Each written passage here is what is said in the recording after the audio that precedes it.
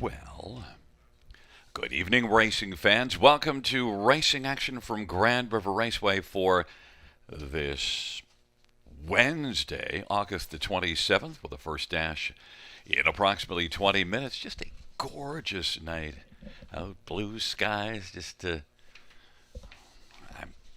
clouds aren't broken. They're perfect. They're just white, fluffy clouds, mostly low humidity and blue skies overhead, and the trees, and a little bit of breeze, but just a perfect day for some harness racing action. Let's get to the changes. In race number 1, number 6, Dancing in the Dark, changing blind to aviator, changing from a blind bridle to an aviator.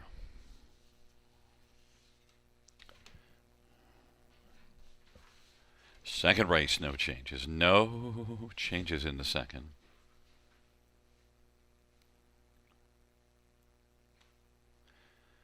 Race number 3, scratched, is number 4, Clint's Vet. Race 3, scratch 4, Clint's Vet.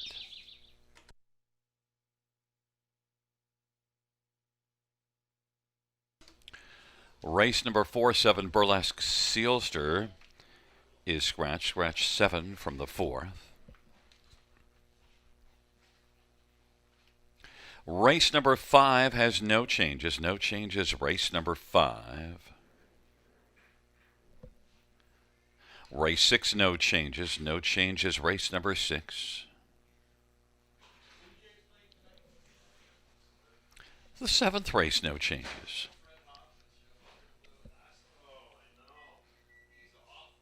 Eighth race, number 6, Freight Full of Gold, changing aluminum to steel shoes behind.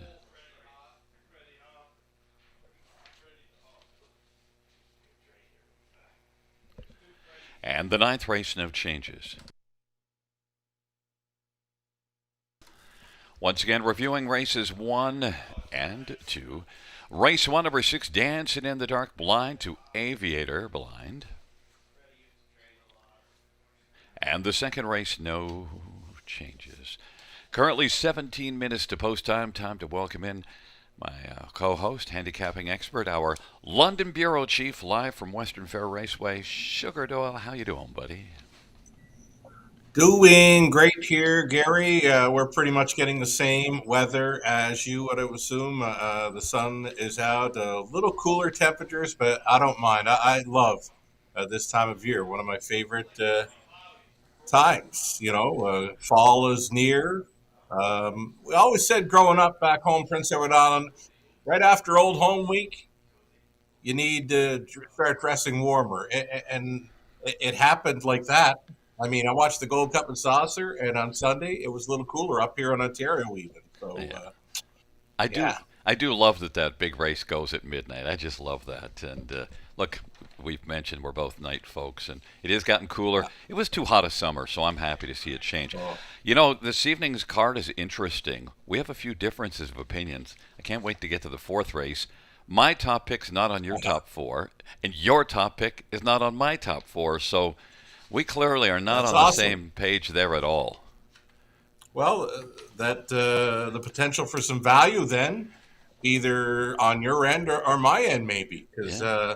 yeah, I've found a few that I like, and people might question a single. I have in multi-leg wagers in the early going here this evening, but I'll have my reasoning. Or maybe we'll have a race. We had a race a couple of cards back where your top pick and mine finished last and second last.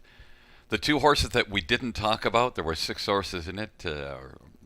They were the 2 that were in the exactor ticket. If you're going to be wrong. It's the way it goes, right? I mean, I was watching one from the Red Mile earlier today, and the 7 horse field. 2-year-old trotters. There's 4 heavy favorites and a few long bombs. Well, the 3 long bombs finished 1, 2, 3. They turned for home, and there were like 3 or 4 breakers. That's what you get with 2-year-old trotters at times, right? That's why every once in a while, and I probably should be doing this more often, in a pick 5 is using an all just on one of the races. Especially, tonight would have been a good night for me to do that because I have 3 singles in that first pick 5, so I could have gone Oof. at all in that race that I'm disputing with you, the fourth race. I could have just said, there's 6 in there. Why don't I take them all?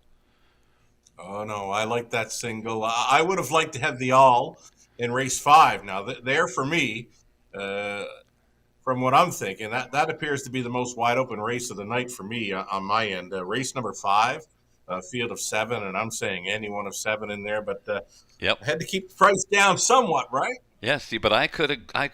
I used 5 in there. I have 3 Yeah. singles, then 4 in the fourth, and 5 in the fifth, and I'm still in cheap because of the 3 Wow. singles. We're going to get a closer look at that pick 5 coming up in just about 7 minutes. There's still a chance for if you want to take a look at the fourth race. I mean, my one that I have on top is Jules Diamond Eyes, and you're with My Only Oh, Sunshine, and we are absolutely in disagreement. But we'll chat more in about 7 minutes, and you got a chance to rethink it through, or maybe me rethink it through. no change in my mind, man. Okay, rock and roll. We'll see you shortly.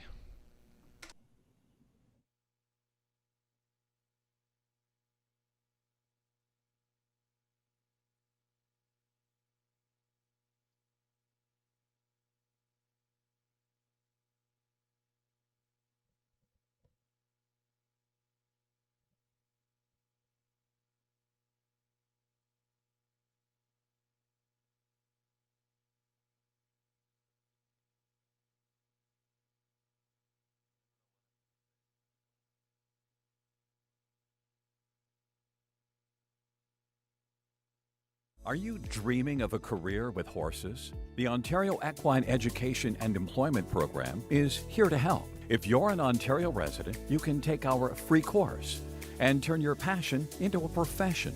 And employers can register for the program and receive wage subsidies, 50% for up to 18 weeks, or a maximum of $5,000. It's a win-win for job seekers and businesses alike. Ready to take the reins? Visit OntarioEquineEducation.com today and start your journey in the equine industry.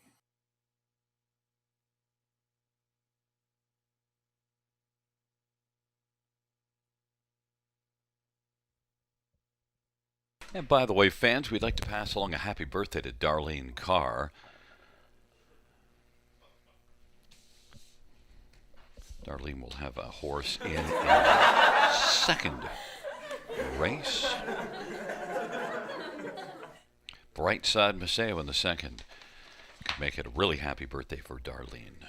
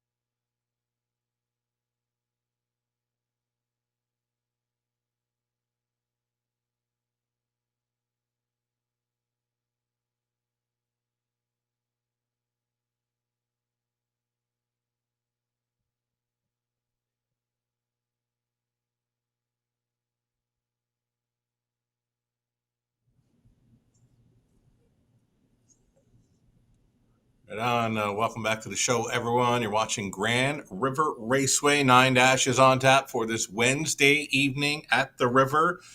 Beautiful racing conditions, says track announcer Gary Guy. Fast and dry conditions under mostly sunny skies. Beauty of an evening for a horse race in Elora, Ontario. Alrighty, so a pick 5 play starting things up in race number 1 of 9. A pick 5 play is a part of the go-to wagering menu. Just one pick 5 this evening with the 9 dashes in play. We'll feature the pick 4 starting up race 2, and a late pick 4 covers the final 4 races starting up in race number 6. So here we go. $5,000 guaranteed pool. Pick 5. Ticket ideas. Let's bring them on board. Myself, Gary Guy, Conley Ecclestone, all with ticket ideas for you. Let's get a look at those now. 6 minutes away here from race number 1, and going to bring up these ticket ideas for a go-to wager. Here we go. Right off the bat, we're going to go 4 deep the opening leg with the 4 horses that are taking all the early action. 1, 2, 4, and 6. Alcatraz Blue Chip on the rail. Paul McKenzie on board for trainer Dr. Ian Moore, also using number 2 in the circle. Damian McClellan for Kyle Fellows, first-time starter there. And number 4, Philly Stranger, beaten favorite in the latest. A miscue, took every chance away in the early going, has since come back off a qualifier over the river. We'll have to mind the manners there early. Philly Stranger looks like a player. Sammy Fillion on board for trainer Luke Blay. And then the 6 horse, Dancing in the Dark, gets a bridle change, blind to Aviator Bridle. For the 6, Dancing in the Dark tonight, it's Travis Henry on board for Jerry Sims. So 1, 2, 4, and 6 trying to get through the opening leg of this pick 5. Then we're 3 deep in race number 2, where we're using the 1 Connor B, as well as 5. Smile for Miles has been really good for trainer Chantel Mitchell. Number 6, Devil's Wish. Travis Cullen on board for Anthony Beaton. Appears to be a player as well. The 3rd race, 3 deep in there with Lotto Max, Convoy 22, and Diamond Rider. The 4, Clint's Vet, was a scratch from there. Going to single up My Only Sunshine. That's right. She's 6-1 on the morning line. Barn change. Going out for Grace Marshman. She now owns and trains Travis Cullen. Going on board, Lasix edition. Again, the addition of Lasix for number 2, My Only Sunshine. Going out for Grace Marshman, Travis Cullen in the sulky. I got a big beware circle around that 2. And race number 4, it's my single on the multi-leg wagers, and I'm going to stick to it all day long. 5th race. Final leg of this pick 5. We're on the 1, Drink Up Muchacho, as well as the 5, William Abristo. And number 7, Wicked Plan. We're 3 deep in the final leg. We're in to go for $21.60 on a 20-cent wager. Again, this is a $5,000 guaranteed pool. And now Gary Guy's going to come in and going to tell me what time it is on this early pick 5 play at the river. Gary Guy, what do you got for us? Oh, single. I think it's time for some single action. And Alcatraz Blue Chip, I just, well, look, first of all, coming in from Kawartha, Grassroots, and you also see this one, a 53-3 mile back in July to Grassroots at Mohawk. I think I think fits extremely well in this just 2-year-old's maiden class, so it should be really good. 2-1 on the board. Not the favorite right now, Philly Stranger. One that I've left off my ticket is right now the 9-5 favorite. In the second race, I singled up Smiles for Miles, your top one, so it's not like we're disagreeing. Yeah. And in the first race, I did single up your top one, so there's no disagreement there.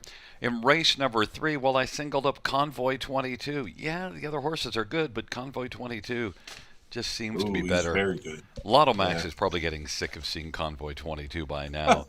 And then the 4th race, that's where we have the difference of opinion. But, you know, I do think it's a wide open dash, so you went My Only Sunshine alone. Now I took 4 horses. Jewel's Diamond Eyes is my top one with Ram Baron Rose, and I Wish I Had a Me, and also Stilton Gold. But, you know, now that I look at this race, that we each have different ones. The only horse that I don't have, and you didn't use in your pick, maybe I'm going to cheer for the 5 Century Lunar just because, you know, sometimes it just like No, to be. don't do that. Just, You're on the 2. yeah, absolutely. No, no, not on the 2. I'm not cheering for you. It's not a team sport. Come on. And in race number 5, you were right that you could take all 7 of them. I probably Yeah. should have because I'm only spending $4. I mean, I could have afforded to Wow. throw in a couple more in here, and but I settled for You just. could have went all on the end of it, and if Yeah. your singles show up, I mean, you get a bomber in races 4 and 5. Yeah, you're we're all taking home a pretty good payout. Well, now you tell me. Next time you got a good idea, tell me before it's too late. But anyway. And the thing is, you go all in races 4 and 5. The total probably comes up to something like 960, right? Yeah. Well, there you go. Look at Conley. I thought you spent too much money. He's really emptying the wallet. Oh boy, Conley's opened up the wallet this evening. He's going to go 1 Alcatraz blue chip, the 2 in the circle. Again, that's a first-time starter from post 2 this evening, and Philly Stranger trying to bounce back here. We'll have to mind those manners early. Race number 2, that's where Conley is going to go 4 deep. He's using a 1, 2, a 5, and 6. 3 deep in the third, a Lotomax Convoy 22 Diamond Rider.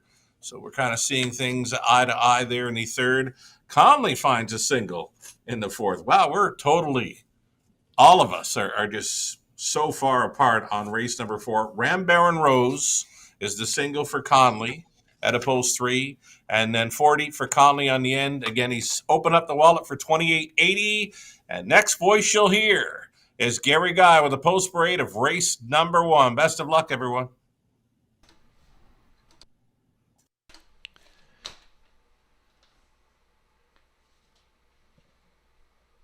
And there's the paddock camera provided by the Ontario Equine Education and Employment Program.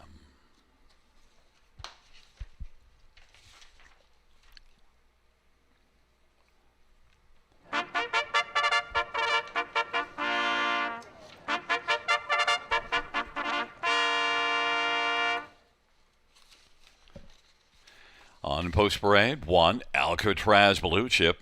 Paul McKenzie for Dr. Ian Moore and Let It Ride Stables, and Steve Demeter and Bolton Stables, and Reg Patipus.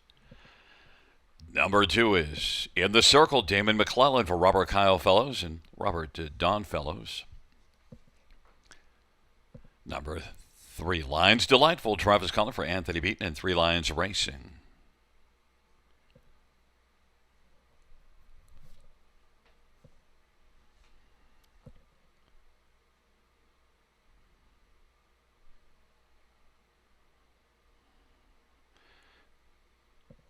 Number 5 is Wild Card Bet, Carl Thomas for Carmel Racing. Number 6, Dancing in the Dark, Travis Henry for Jerry Sims and John O'Brien and Larry Carter.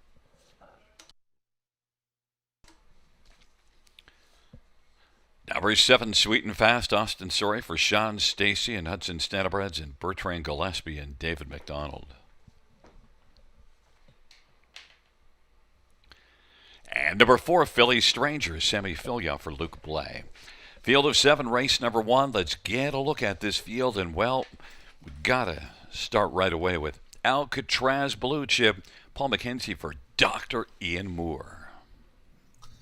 Right on. Pretty good combination. McKenzie, when he gets an opportunity to drive one for Dr. Ian Moore, he usually does pretty good with them. And this is a great-looking 2-year-old colt son of a Shadow Play, a similar look to Shadow Play. He's dark. He's got a nice big neck on him, but yet to hit the top 3 in 5 outings this season. The latest over Kawartha, I did go back and watch the replay. He rode along up close. Doug Brown was on board. There's a little confusion when turning for home.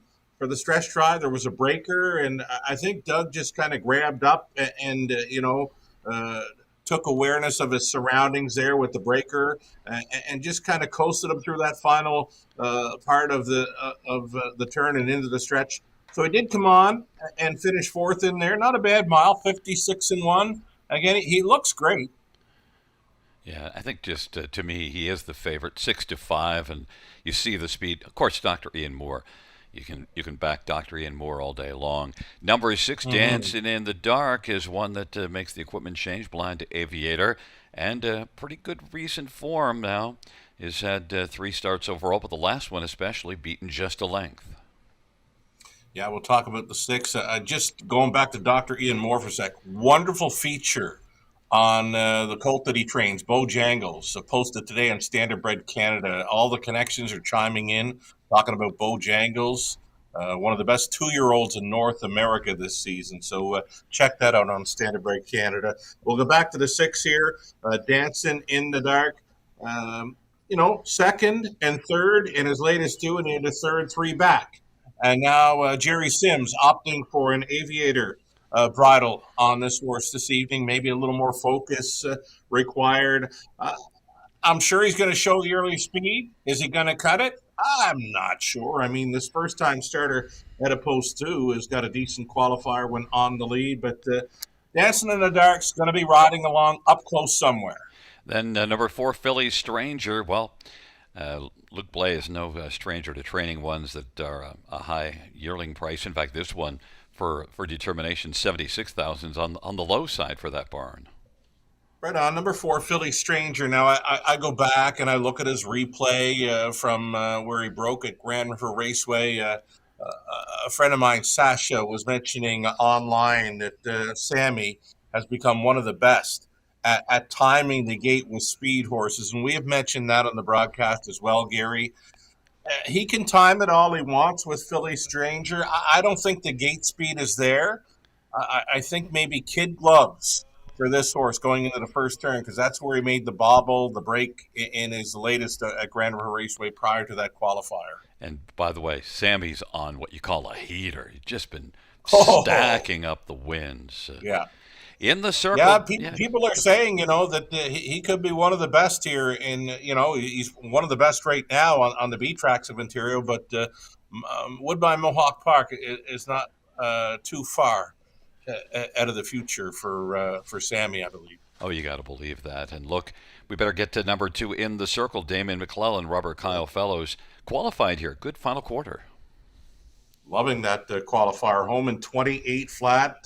Not sure, though, what we're going to see for gate speed. A 2-year-old colt, son of Shadow Play, his career debut, Gary. It's a field of 7 for race number 1. First of 9 dashes on this wonderful Wednesday. Taking up their positions, Alcatraz Blue Chip in the circle. In the center lines, Delightful Philly Stranger, Wildcard Ben. And to the outside, Dancing in the Dark and Sweet and Fast. Field of 7, race number 1. Let's go.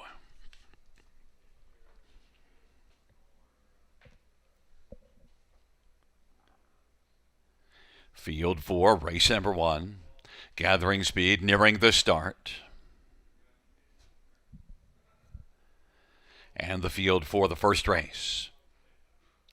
He is at the start of the rough, and Dancing in the Dark will blast out. Also leaving Sweet and Fast, and on the inside, Alcatraz Blue Chip. Alcatraz Blue Chip is driving on the inside. Dancing in the Dark is racing second, and Sweet and Fast is third. And then in the circle, Alcatraz Blue Chip left like a jailbreak and leads right now by a length and a half. And Dancing in the Dark is second. Sweet and Fast in the circles fourth, and then Philly Stranger. Lines Delightful, and back trailing the field is Wildcard Bet. Alcatraz Blue Chip has the lead. 27-1 is the opening quarter. Dancing in the Dark is racing second. Then Sweet and Fast, and in the circle. Now to the outside, Philly Stranger. Then it is back to Lines Delightful and Wildcard Bet. And they head up towards the half, and it is Alcatraz Blue Chip and Paul McKenzie with the front. Dancing in the Dark dances along in the pocket. Sweet and Fast is racing third. Pops to the outside, wants to go a little faster. And then in the circle, Philly Stranger, Wildcard Bet, and Lines Delightful. Alcatraz Blue Chip, 6-5 on the board. Leads it by about 2 right now. Dancing in the Dark and Sweet and Fast getting a little closer. They had by 3/4 Alcatraz Blue Chip. 3/4 off of 57-1 halftime is up for Alcatraz Blue Chip with a lead of a couple of lengths. Alcatraz Blue Chip 125 and 4 3/4 time. Philly Stranger put in a couple of bad steps and was taken to the outside and now is trying to recover. But Alcatraz Blue Chip racing second. Dancing in the Dark is trying to come after Alcatraz Blue Chip. Philly Stranger having some problems. Alcatraz Blue Chip continues on. Dancing in the Dark. Alcatraz Blue Chip is going to win it by a length and 3/4. Dancing in the Dark, then Sweet and Fast and Philly Stranger. Mile of 155 flat. Alcatraz Blue Chip. Well, this one didn't escape people's attention. Was the betting favorite and deservedly so, Sugar. Right on. I think someone might have singled him up too in that opening leg of the pick 5. Yeah, you don't need other horses. Your signal comes through. Alcatraz Blue Chip going downtown at the river here for trainer Dr. Ian Moore. It's Paul McKenzie on board. It's the first on the board finish for the Shadow Play Colt and did it quite easy. You know, like I said, great looking son of Shadow Play here. Great neck on him and seems to like that front end mission because they couldn't get close. They never challenged. Got to mention the inquiry side pertains to the break and stride Philly Stranger. And Philly Stranger was having some problems. But Alcatraz Blue Chip Dance in the Dark got out well, got the pocket trip, but no threat to dance on by. No threat. I mean, it's pretty good exactor, I think, coming back on these two, the 1 and 6. And they appeared to have the speed, right? I mean, you had a first time starter that did show gate speed in the qualifier, but is only at the quarter in 32. So really, the lineup wasn't too hard to figure out. 1-6 or 6-1 for an exactor box play. Yeah, that's my top two. So we did okay on the exactor there. Yeah, pretty strong connections. I think that's about 9,406, give or take one or two, Ooh. for Paul McKenzie. And Yes. Dr. Ian Moore has trained all kinds of great horses. Back in front of us, there is Alcatraz Blue Chip, a 2-year-old Shadow Play brown colt, owned by Let It Ride Stables and Reg Pedibus and Steve Demeter and Bolton Stables. Dr. Ian Moore is the trainer. Paul McKenzie, the winning driver. First to win, Alcatraz Blue Chip. Escapes with a win in 155 flat.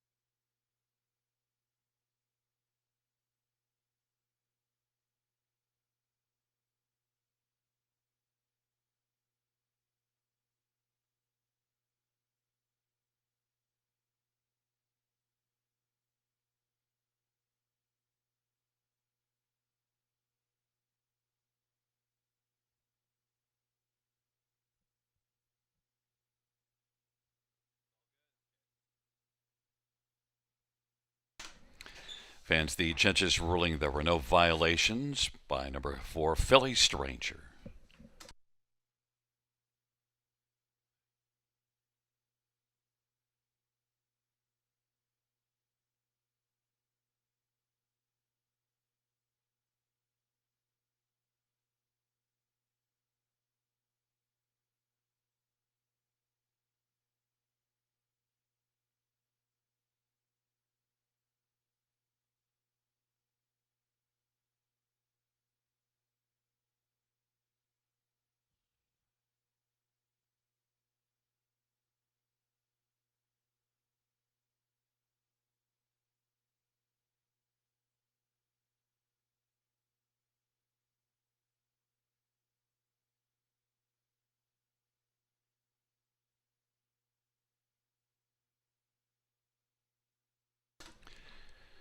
The first race payouts: 1 Alcatraz Blue Chip for $42.62.20.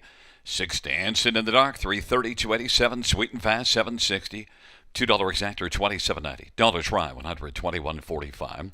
Dollar Super, $651.95. 20-cent Super, $130.39.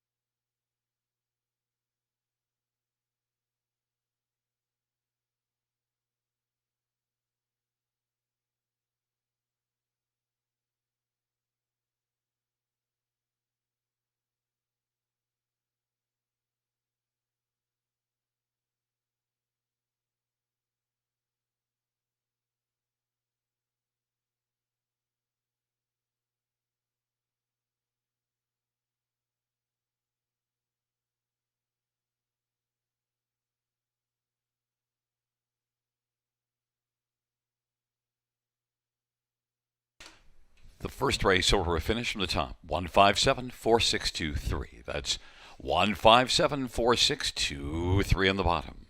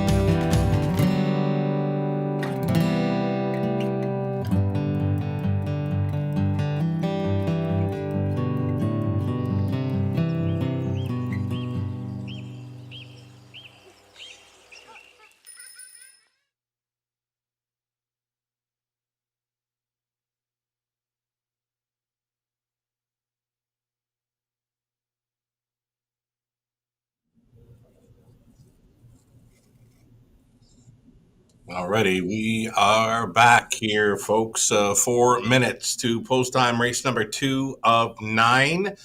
We've got a $2,500 guaranteed pool, pick four, starting up here, covering races 2 through 5, of course. And again, with 9 races carded this evening, just the one and only pick five play was right up front, race number 1. The rest of the go-to wagering menu this evening, pick four right here, a high five, non-jackpot, race number 5. Late pick 4 starts up at race 6, and another non-jackpot high five in race 9, the finale. So let's bring up ticket ideas on this early pick 4. Myself, Gary and Conley, trying to map out a winning ticket here. I'm 3 deep. The opening leg using 1, 5, and 6. 1, Connor B, and 5, Smiles for Miles. They finished 1-2. Or 2-1, whatever way you want to look at it. They were first and second as a pair last time out. They're both at 2-1 currently. Over into the third race, we're on the 2, 3, and 5. Lottamax, Convoy 22. Diamond Rider was scratching lame last time out, though short enough field of 5 is worth a look in there for race number 3. Diamond Rider, Sam filling in on board for Pam Forgy. You got to single up and stay on that single number 2, My Only Sunshine. Liking the chances for that one this evening. And in the final leg, we're over in race number 5, we're on the 1. Drink Up Muchacho, the 5, William of Bristol, and 7, Wicked Plan. Though I probably should have went with the all button there, that wide open 5th race. I'm in to go for just $5.40 on the 20-cent wager. Gary Guy has got an early pick 4 ticket idea. Imagine he's still got those singles in play. Yes, indeed. Number 5, Smiles for Miles, singled up here, as well as 3, Convoy 22 in the third. Then Gary goes deep. He's looking for price players in the 4th and 5th race. 1, 3, 6, and 4. Gary looks to put his numbers here in his multi-leg wager sequences in the number that he picks them. So in the 5th race, he likes the 1 on top. He was using 7 for second, but that makes the final leg, pick 5 ticket idea, 1, 7, 4, 2, and 6 for Gary on the end. And he's in to go for just $4 on the 20-cent wager. And one more ticket to look at. This one for a friend of the show, Mr. Conley Ecclestone. 4 deep, opening leg, Connor B, Charlie's Wish, Smiles for Miles, and Devil's Wish. Like that for Conley. Race number 3. Lotto Max, Convoy 22, Diamond Rider. We're on the same page for that. He singles the 3, Rambaran Rose in the 4th. Back to 4 deep in the 5th race. Final leg of the pick 4, 1, 4, 5, and 7. And Conley's in for just $9.60 on a 20-cent play. Again, a $2,500 guaranteed pool here. It's the early pick 4 getting set to start up. Good luck.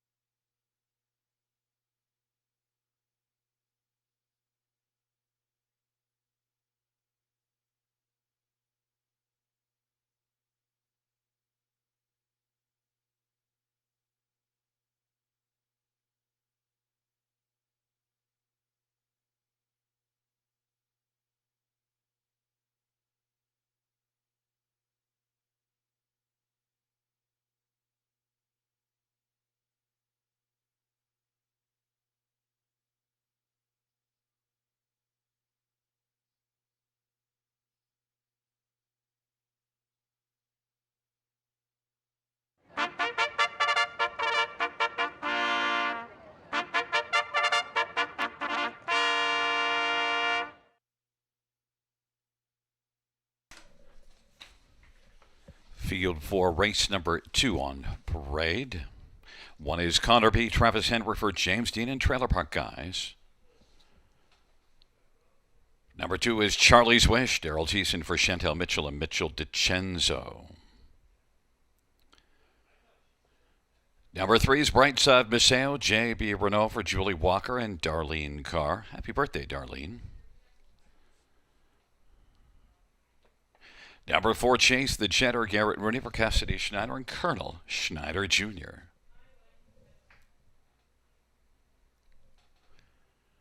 5 is Smiles for Miles, Sammy Filia for Chantel Mitchell and William McCain, David Serwatic.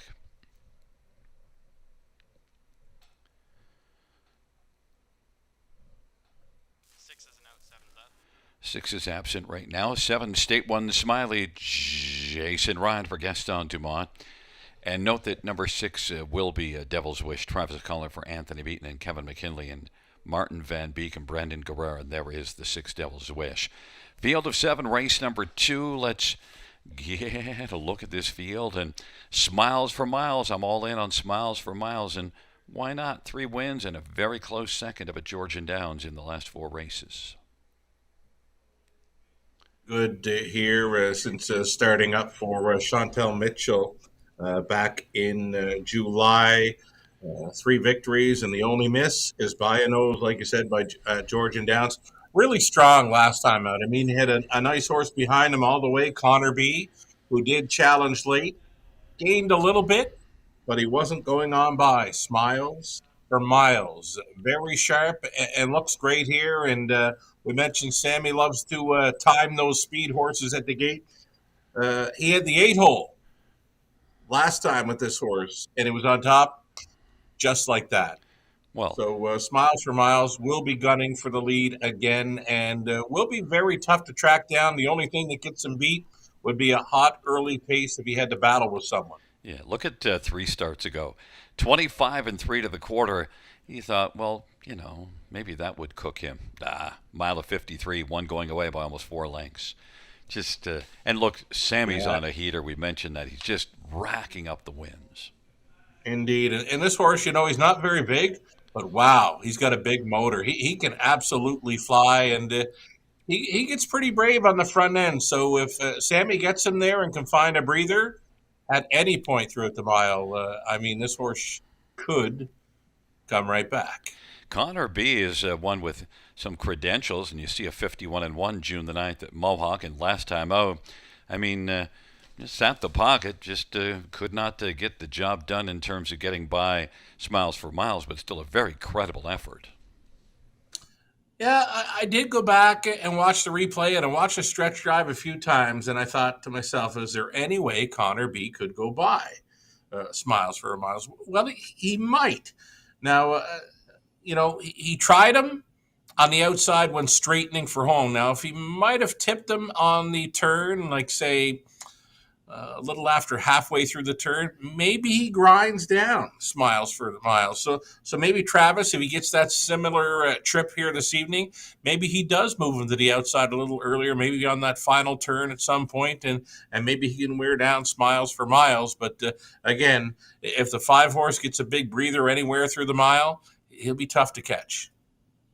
One that didn't race last week, but 2 weeks ago almost won. Number 6, Devil's Wish, and it is Travis Cole and Anthony Beaton, so you do have to have regard for them. The tote board has regard, 5-2.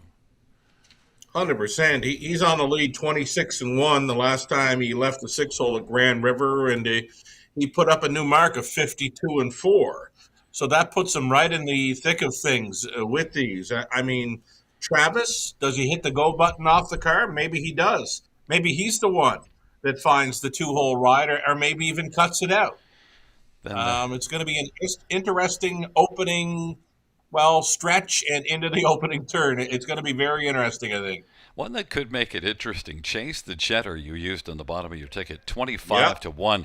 And this is one that does show some good flashes. You see a maiden effort here in 53-4. That's pretty good, solid. I put him there to follow up a hot early pace. He's my longest shot on the board for a piece of the Superfecta I mean, if they get down to the half, rolling 55 or 56, look out for Chase the Cheddar late. The one that I used for second, and I know your argument against State One Smiley is the outside post, but State One Smiley is one that's coming in from a non-winners of three at Georgian in 54-1, and I told you the track up there is not all that fast right now. State One Smiley is moving down one level for this race off of back-to-back seconds at Georgian up in the non-winners of three. So just making a statement here. 6-1. His best chance, Gary, is to race up close, but there is a ton, and I mean a ton, of speed to his left. Well, we're going to see all this speed because there's a field that can get off the gate, and they're Connerby and Charlie's Wish on the inside. Brightside Maseo, Chase the Cheddar, Smiles for Miles in the center. The outside, Devil's Wish, State One Smiley. Field of 7, the second dash on a Wednesday evening at the river as the field is wending its way towards the start. And they're off, and State One Smiley, Devil's Wish, and Smiles for Miles. Smiles for Miles is pressing out quickest of all. Devil's Wish and State One Smiley. And then Connor B and Charlie's Wish. Then it is back to Brightside Maseo and Chase the Cheddar. But Smiles for Miles has the lead right now. And Devil's Wish is parked, so now takes back as Connor B is going to be in the pocket. Devil's Wish third, State One Smiley left, but had to tuck in fourth in front of Charlie's Wish. And then it is Brightside Maseo and trailing Chase the Cheddar. But right now it is Smiles for Miles who leads as they race their way on past us. That was a lively quarter, 25-4. Connor B, Devil's Wish, State One Smiley. Then Charlie's Wish is racing to the outside from fifth. And then for the back, Brightside Maseo and trailing is Chase the Cheddar. But they're chasing Smiles for Miles, who put up a 25-4 opening quarter. 55-1, got a 29-2 second panel breather, and Smiles for Miles. State One Smiley comes on the outside, battling first over, trying to take second from Connor B. Then Charlie's Wish is fourth, and Devil's Wish is fifth. Brightside Maseo and Chase the Cheddar from the backfield is making up a lot of ground now, and it is Smiles for Miles, and on by three quarters, and Sammy's still just a passenger in the bike. Takes a look over his right shoulder, but there's nothing much to see just yet. Connor B is getting a little closer. Three quarters, 123-1. Smiles for Miles and Connor B. State One Smiley. Devil's Wish, and from the backfield, Chase the Cheddar is chasing quicker than Charlie's Wish and Brightside Maseo. They turn for home.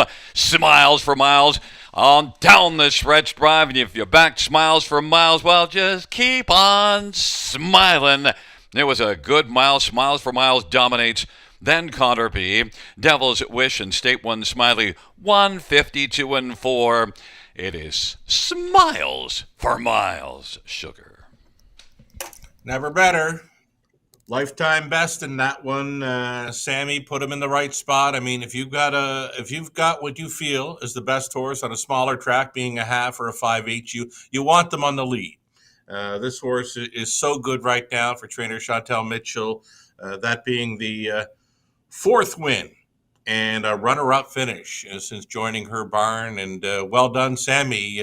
They just couldn't get to him tonight. Turn for home. Smiles for Miles. On 55-1, that's a solid enough half, but just kept on trucking. Connor B was close last time out, but this week, now there you see the finish, not as close this time. Yeah, this was what you call a bottom-them-out victory. I mean, 25-4 Cooker to open it up, and you mentioned down to the half, 55-1. And after that, you weren't seeing many that have had anything left in the tank. I mean, 7 was making a pretty good move there. The horse that you liked for a piece of this one did hold on for 4, so he went a nice race for going first up through that final half. Well, in your comment, a lot of gate speed, but the problem is the ones to his inside, the 5 and 6, also left out, so that made it difficult. Yeah, it's kind of tough. If you're a speed ball and you've got the outside, you got to look to your left. And sure enough, there was 2 or 3 that were just a little bit better than him going into the opening turn, and had to find pylons early through that quarter, 25-4. You don't want to be left out for that. Sammy didn't have to look to his left, though, at all. No, this horse can blast. I mean, like I said, not a very big horse, but a huge motor, and Sammy's got him figured out. So, too, does trainer Chantel Mitchell. Not a big horse, but also a big driver. Sammy's on a heater right now. Coming back in front of us, 5 Smiles for Miles, a 4-year-old by McWicked Gelding. William McKay owns, along with David Serwada, trained by Chantel Mitchell.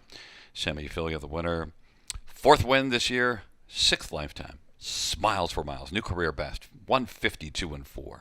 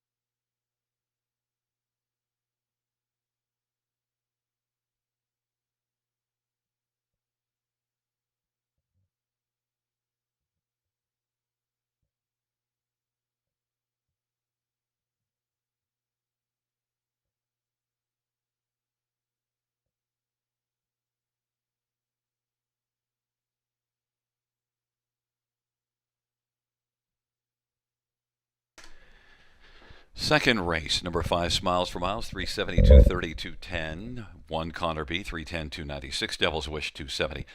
$2 exactor, $13. Dollar try, $14.90. Dollar super, $45.80. 20-cent super, $9.16. $2 double of 1 and 5, $7.40.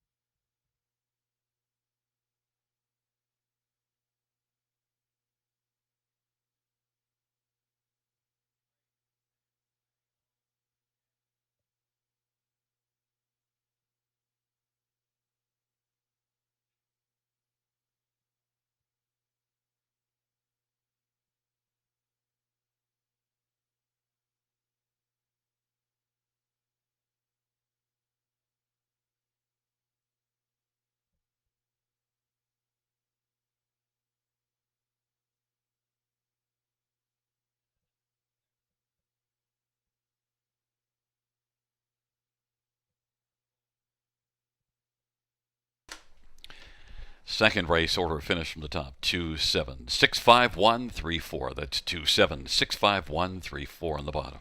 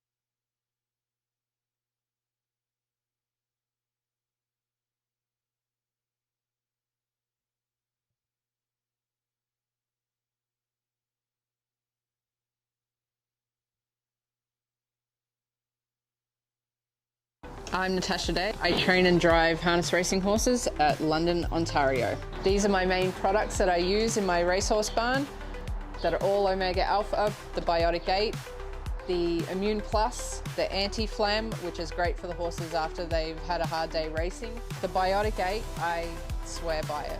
Get all the dapples out, gets the old coat out, gets everything pumping and moving and makes the shine really come out.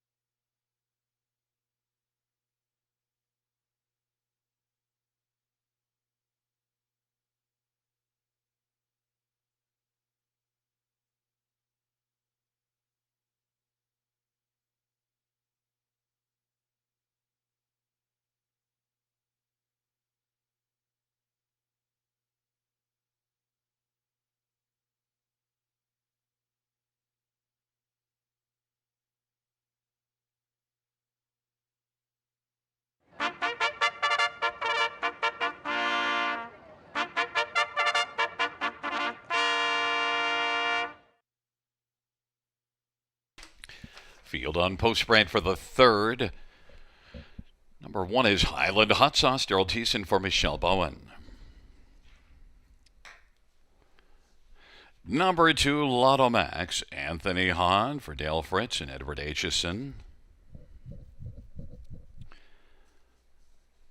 Number 3 is Convoy 22, Damien McClellan for Kyle Bossons and going for Brooke Stable. 4 is Scratched. 5 is Diamond Rider, Sammy Filia for Pam Forkey.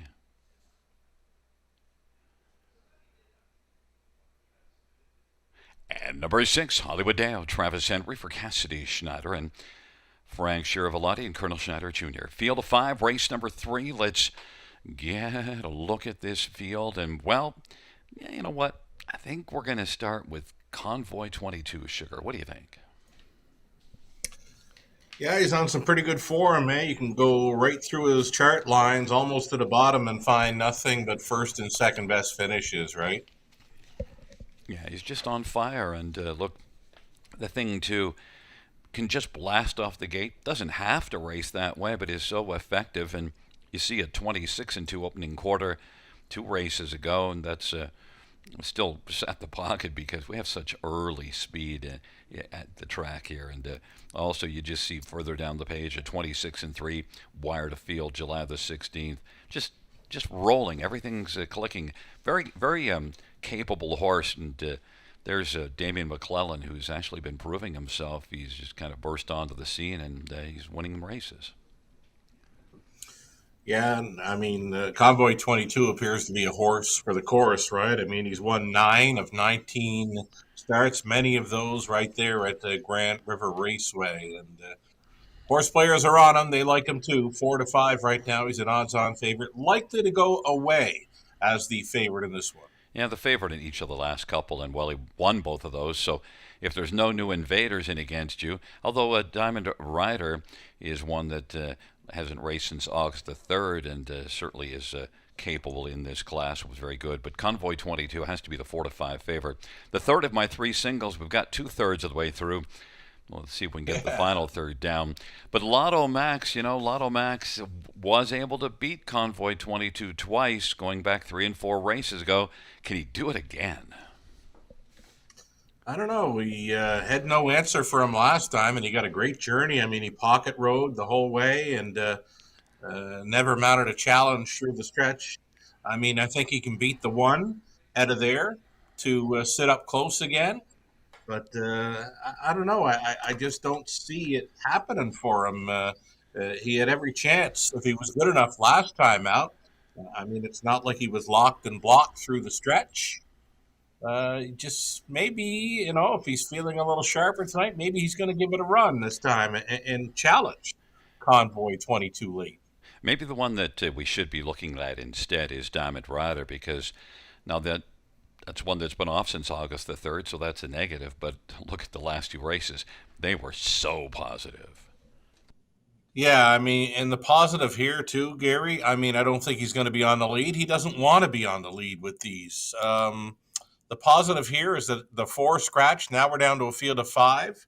And we've watched this horse make some pretty fascinating finishes when sitting well back. I mean, the first time Pam Forgy had this when it was leading at Woodbine Mohawk Park. The next time, a break early, a break around the half, and still was pacing strong on the end of it. And then the next 2 from way back, involved late, was winning and finishing 3rd.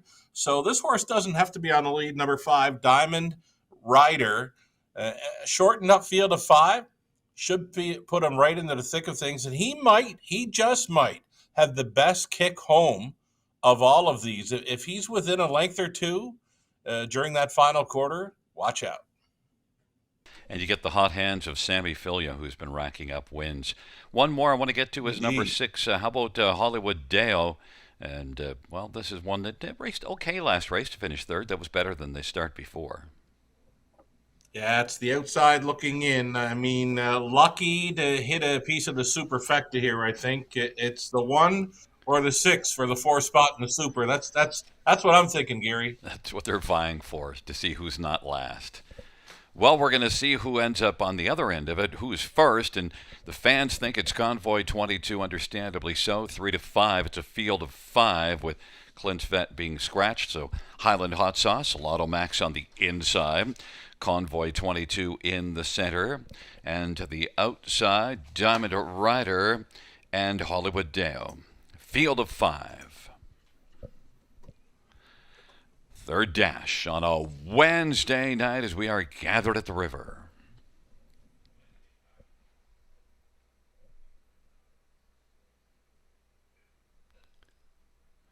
Field for the third race is at the start of the rough, and Convoy 22 and Lotto Max. Lotto Max is going to sprint out, and then Highland Hot Sauce and Convoy 22 is going to take back and, find a seat on the inside third. And then racing on the outside is Diamond Rider and then Hollywood Dale. But Lotto Max able to establish the early lead. Diamond Rider is caught on the outside and is still going to press on. Lotto Max, Diamond Rider, Highland Hot Sauce, and Convoy 22 is in behind those three battling. Is racing fourth and is still on the pylons. 27 opening quarter. And then it is back to Hollywood Dale.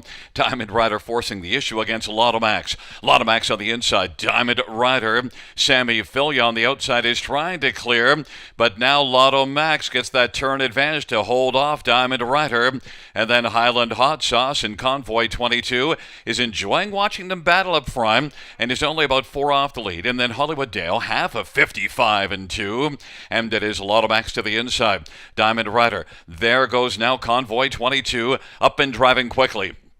And is going to roll out 3 wide. The plugs are being out now as they race their way on to 3/4. Lotto Max, Convoy 22. We got ourselves a convoy on by 3/4. Convoy 22 and Lotto Max. Convoy 22 has taken over. Lotto Max is racing second. Highland Hot Sauce, Diamond Rider relents back to fourth, and then Hollywood Dale.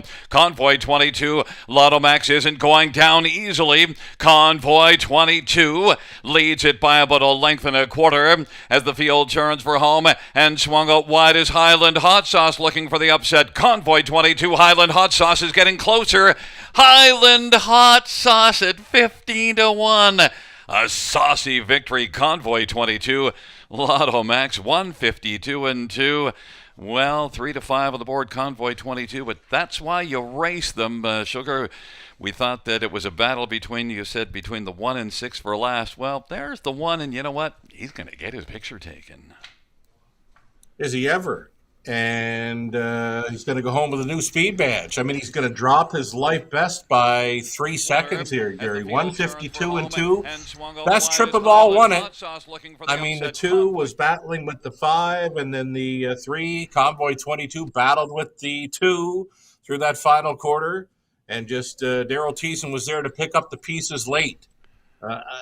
Again, the best trip won it. Yeah, and just look, Highland Hot Sauce 0 for 19 coming in on the season. But Daryl put this one at least in position, and I said that Convoy 22 and Damien was enjoying watching the battle up front. Well, you know who was enjoying it a lot more was Daryl Thiessen as he came by them all. Right. He did not panic. I mean, through a hot early pace, 55-2.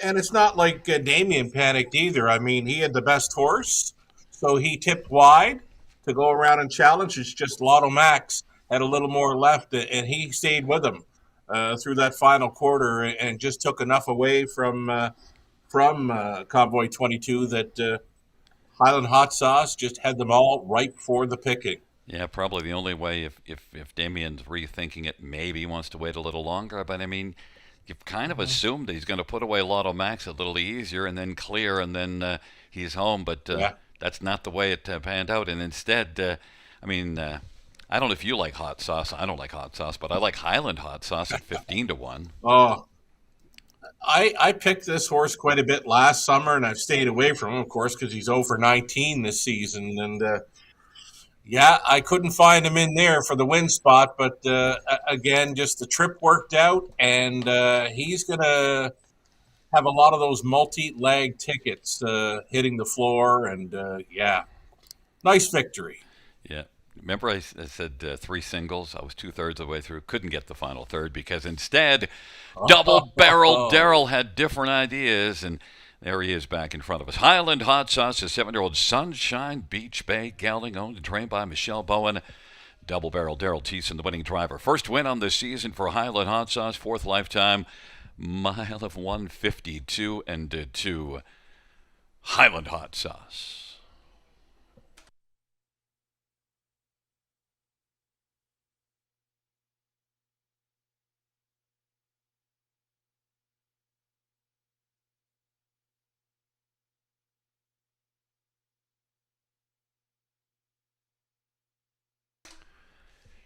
Third race payouts. 1 Highland Hot Sauce, 32.78, 43.20. 3 Convoy, 22, 260, 210. 2 Lotto Max, 220. $2 Exactor, $102. Dollar Try, $127.85. Dollar Super, $193.35. 20 cents Super, $38.67.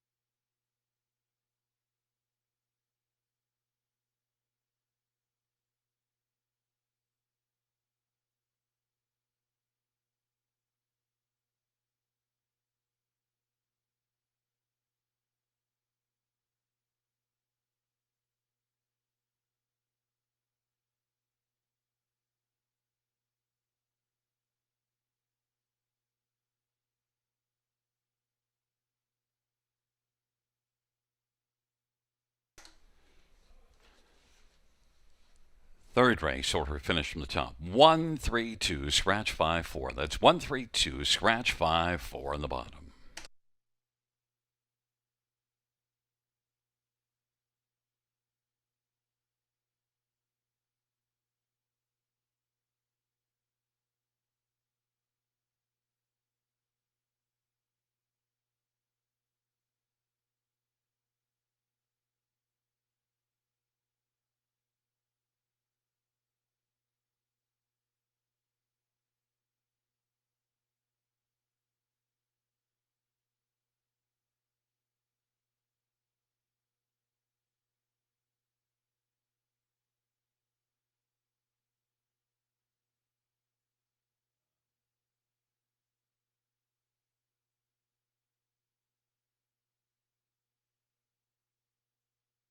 And fans, while we have a moment, once again, we'd like to wish a happy birthday to Darlene Carr. It is Darlene's birthday. Happy birthday, Darlene.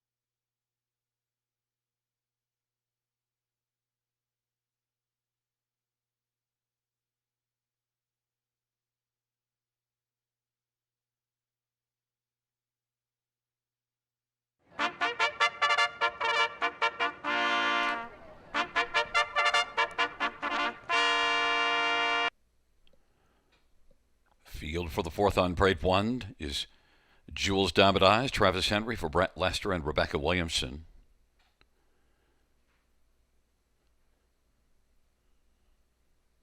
Two is My Only Sunshine, Travis Sculler for Grace Marshman. 3 is Rambert and Rose, Sammy Filia for Pat Rouleau and Stephanie DiPietro and Don Carswell and Henry Vertoli. 4 is Stilton Gold, Austin Sorry for Harry Martin.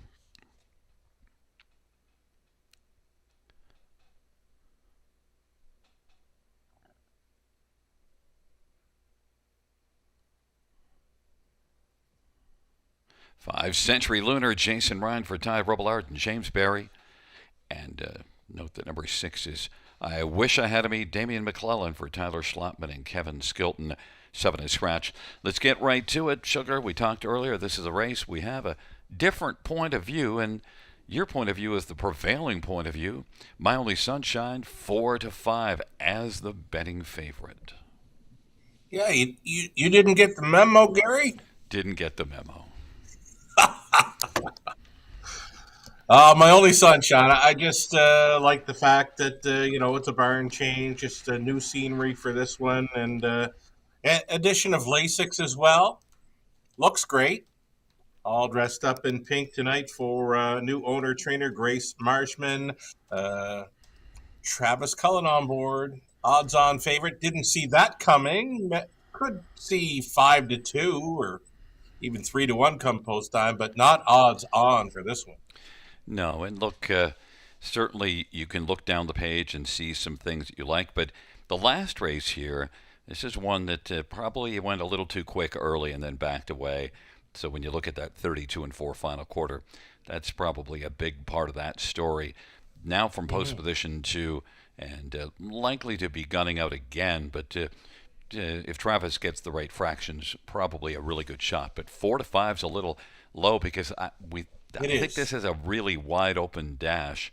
Your second one, Rambert and Rose, is one that I toyed with taking on top, and this is the one that Conley singled up in a multi-leg, and only 2 wins on the year, but certainly a sound horse. Has had 83 starts since the 1st of January last year.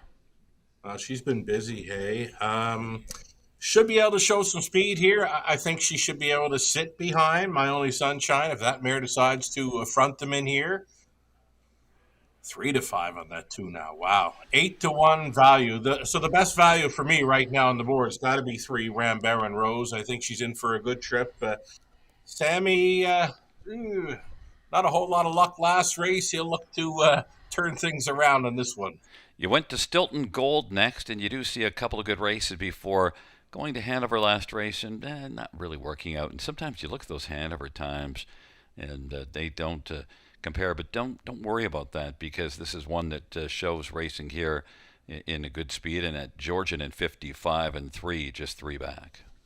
Right. I mean, and that's only 2 weeks apart, right? 55, Georgian, 202-4 at Hanover. A lot of these mares are like a 5/8, a whole lot more than a half miler. So I think you can disregard her latest and think she's going to pace right around the 55 or 56 in here.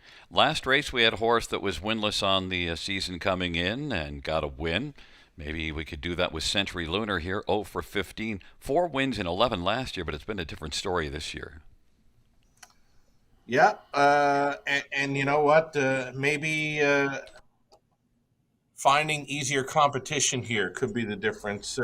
She got claimed 3 back, and not much to write home about in the last couple, although she did come home 27-4 in the latest for a trip in 55 flat. So that could put her right into the hunt with these. So Century Lunar, nothing doing 2 back, a little better last time out. If she can get even better here this evening, she should be right there with them. And then I want to get to one Jules Diamond Eyes, because that's the one I'm using on top. Comes in from Hanover. Now it's likely raced since the end of June, but now has 3 races in a row in terms of August 16th, 23rd, and then here.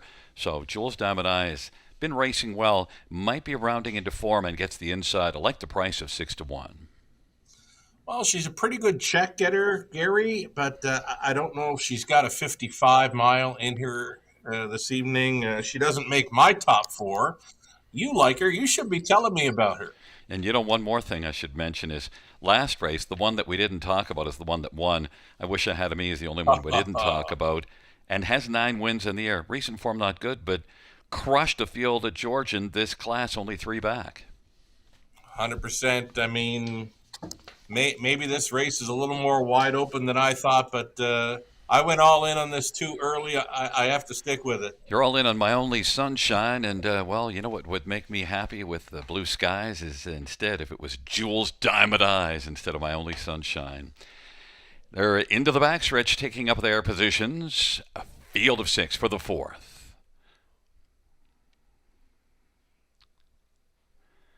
Field for race number 4 is at the start of the rough, and Stilton Gold is going to blast with My Only Sunshine. Jules Diamond Eyes on the inside. Right now, those are the first 3. Then Ram Baron Rose and Century Lunar. And I Wish I Had a Me. My Only Sunshine. Now Stilton Gold. Stilton Gold's going to get the lead. My Only Sunshine. Even Money on the board is second. Jules Diamond Eyes is racing third right now. Then Ram Baron Rose and Century Lunar. And I Wish I Had a Me. And My Only Sunshine now pops out and wants to come on and grab the front. And it is My Only Sunshine who takes over 28-1 opening quarter. Stilton Gold is second. Jules Diamond Eyes is racing on the inside third. Then Ram Baron Rose and Century Lunar and I Wish I Had a Me. And the field works their way up towards the half off that 28-1 opening quarter. My Only Sunshine leads for Travis Cullen. And Stilton Gold is getting a golden trip. Racing third, Jules Diamond Eyes is still electing to stay on the inside. And no one's popping out if they race past the half, 58-2, a 30-1 second panel. Then fourth is Ram Baron Rose. Trailing pair, Century Lunar, and I Wish I Had a Me. My Only Sunshine. Now Jules Diamond Eyes is going to pop out. It is My Only Sunshine, Stilton Gold, Jules Diamond Eyes, and Ram Baron Rose. And then Century Lunar. And I Wish I Had a Me, but they're not getting to My Only Sunshine. Stilton Gold and Jules Diamond Eyes and Ram Baron Rose. 3/4, 126-2. My Only Sunshine. As the field turns for home, Stilton Gold and Jules Diamond Eyes, but My Only Sunshine. The sun is shining brightly, getting some urging though, and it is My Only Sunshine who keeps alive to the finish. Travis just keeping this one, paying attention. Stilton Gold and then Jules Diamond Eyes and Century Lunar, 154-3. You were all over this one. The tote board was over it, and guess what? You and the tote board were right, Sugar. Yeah, she was my big beware circle on this card. I mean, well rated, right? She come her back half 56-1. They weren't going to beat her tonight. Wonderful job by new owner, trainer Grace Marshman with My Only Sunshine. Travis Cullen made that winning move at the quarter mile, and didn't fire her up. Maybe she gets a little fired up early on those quick fractions in her latest 26, down to a half and 55, and then nothing left for the late stages. Well, she had plenty left this evening and chased up here for the drive home, and they couldn't get close. Yeah, and I mean, if you're looking at last week, that's the story difference, because 55-1 at the half last week had an excuse for kind of giving it up. Well, more than kind of giving it up, definitely giving it up, and no giving it up today, because you get 58-2 at the half with a 30-1 second panel breather, and had lots left to come home at a pretty good mile, 54-3. That's just 3/5 away from her career best. Yeah, very sharp victory. I was right about the winner. I couldn't find the exactor factor, though. I thought Ram Baron Rose would get that 2-hole, but here I am saying Stilton Gold's got plenty of early speed. She found a 2-hole ride, and she's going to complete an exactor here with a favorite on top. That exactor's coming back just shy of $40, Gary. What's one of my favorite things, splitting the two favorites? Yeah. Jules Diamond Eyes is the one that I liked, wound up being one of the two favorites, but Stilton Gold got the better trip. Oh, we should have got together on that ticket. Yeah, because you didn't like the one and I didn't like the two, so we needed to talk. But neither of us talk, and then you got the big value player in between them, right? Yeah, there you go. That's all we needed, and well, woulda, coulda, shoulda. But My Only Sunshine You and the fans were on the right page, and shining brightly here in the fourth race is Travis Cullen, My Only Sunshine, a 7-year-old Sunshine Beach Bay mare. Owned and trained by Grace Marshman. It's the third win on the season, 13th lifetime, My Only Sunshine.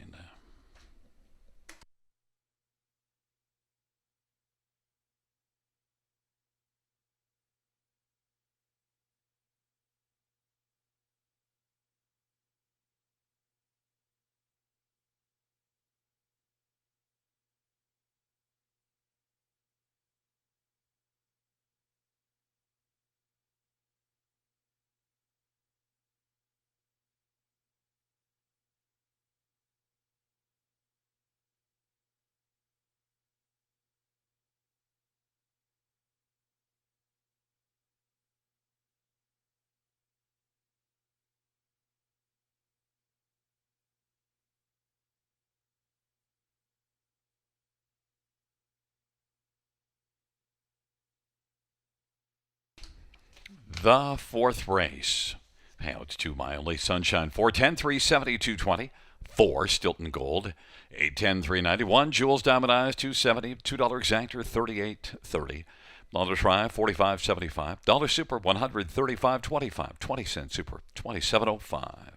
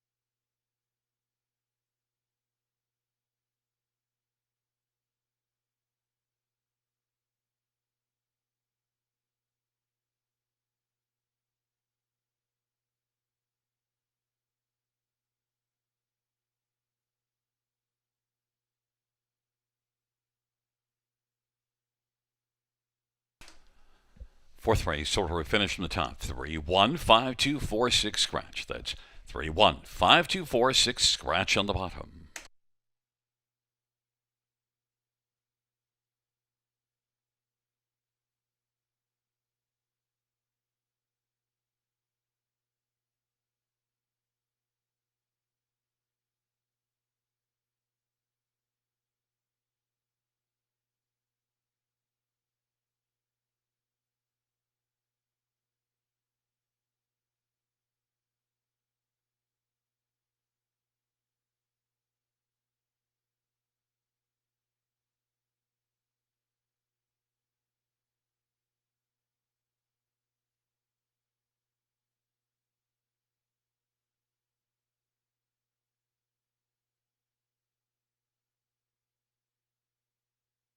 Winback Farm graduates have earned close to $465 million and have won nearly 50,000 times, selling yearlings eligible to Delaware, Indiana, Kentucky, New Jersey, New York, Ohio, Ontario, and Pennsylvania, producing yearlings from outstanding sires including American Ideal, Better's Delight, Cattle Wash, Courtly Choice, Father Patrick, and the Great McWicked. For more information, winbackfarm.com.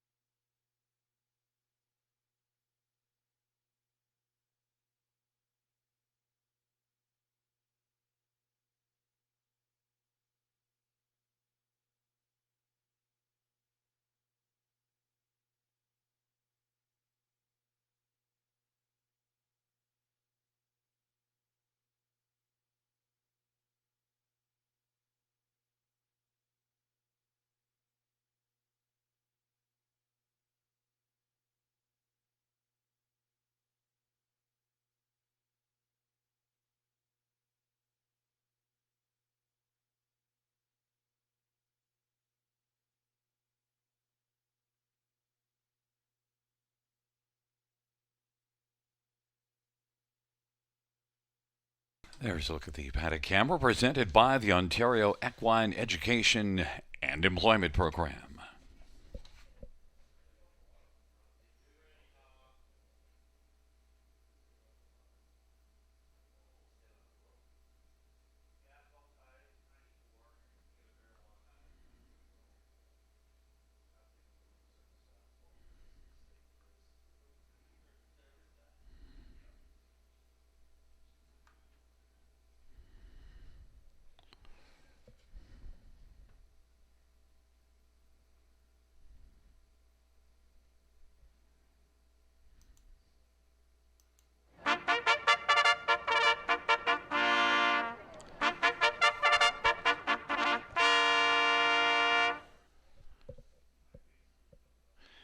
Field on post parade for the 5th. 1, Drink Up Muchacho, Jason Ryan for Tyler Moore and John McDonald.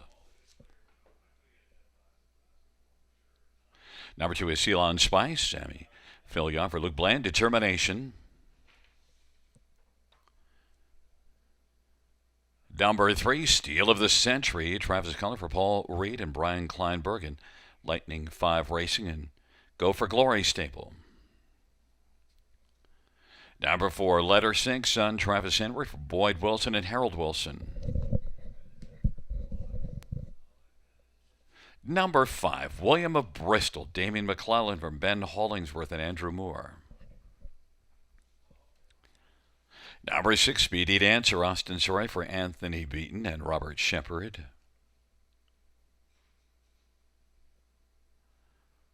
And number 7 is Wicked Plan, Anthony Hunt for Tim Myers and David Omachielli. Well, let's look at this field, and why don't we start off with number 7, Wicked Plan, Anthony Hahn. And this is one that, last time out had the lead when they turned for home, but kind of backed away. Still, Wicked Plan is one that I think you got to plan on being a factor. Surprised, shocked, 10-1 Sugar.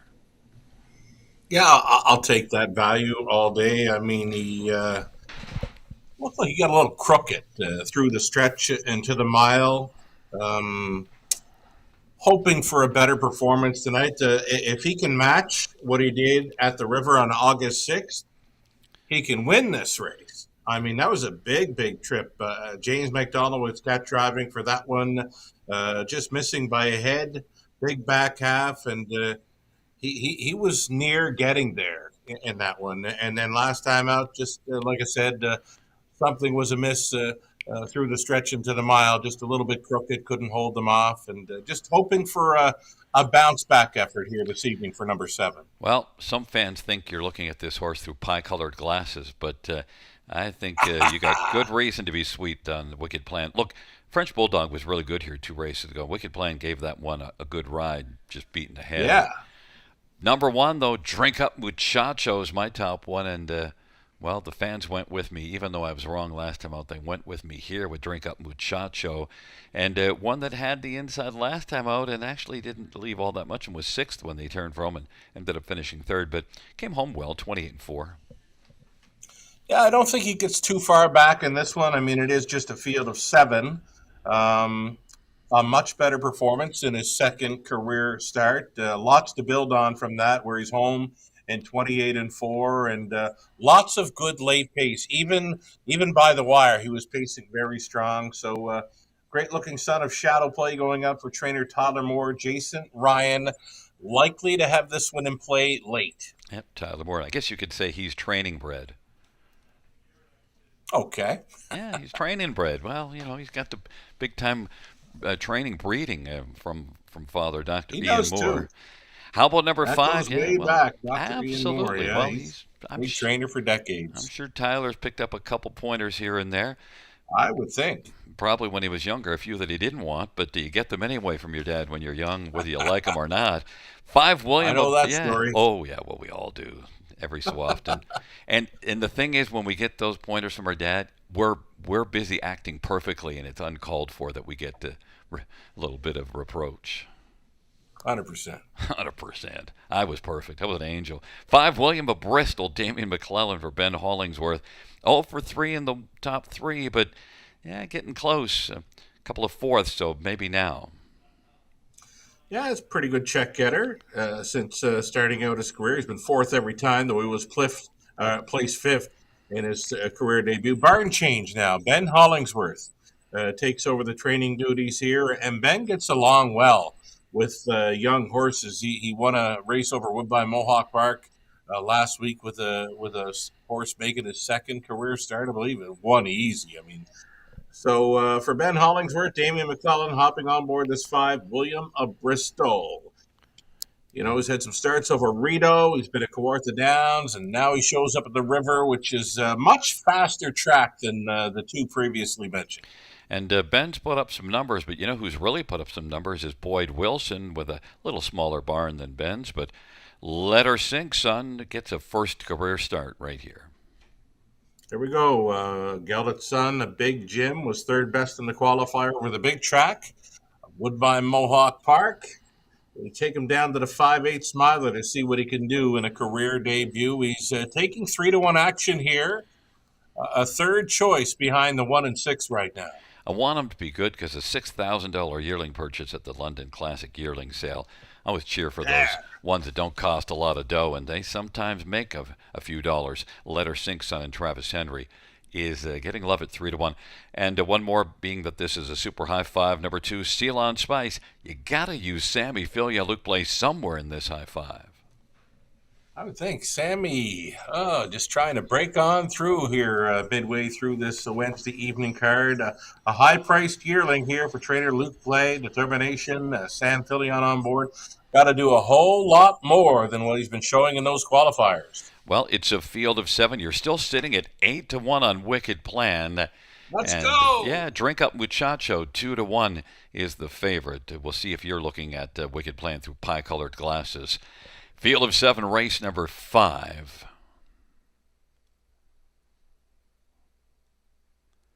They're entering the backstretch.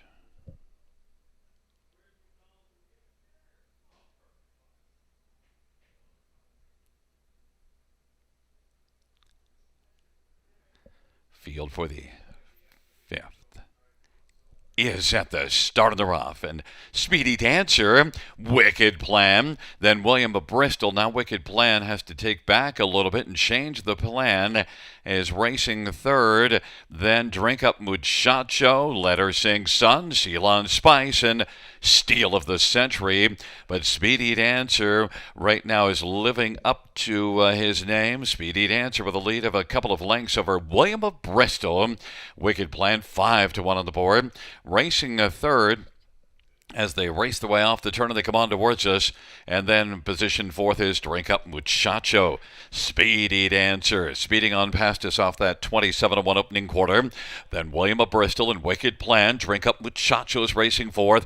And then it is back to Let Her Sing Sun, Seal on Spice, and Steal of the Century. But they head up towards the half, and Speedy Dancer continues to speed along on top. Leads it by 2. William of Bristol is racing position 2nd. Wicked Plan is 3rd, and still planning to stay on the inside for a little while longer of a half of 56.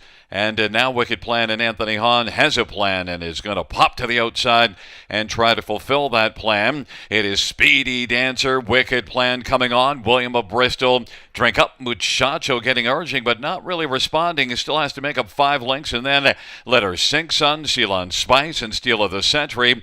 Speedy Dancer, 8-5 on the board, has the lead as the field turns for home. Drink Up Muchacho now is kicked in, but is it too late? William of Bristol, Drink Up Muchacho now is looking to belly up to the bar as the field turns for home. Speedy Dancer, Drink Up Muchacho. Speedy Dancer went off stride. Drink Up Muchacho, but now here comes Let Her Sink Sun. Let Her Sink Sun comes on by to win. Drink Up Muchacho, then William of Bristol and Seal on Spice. Let Her Sink Sun, 155-1. Well, that was an interesting dash, and Let Her Sing Sun is one that was flying late alongside my Drink Up Muchacho. Those two are going to duel it down the stretch. Pretty good stretch drive there for number 4. Let Her Sink Sun, the career debut, right? Son of Big Jim.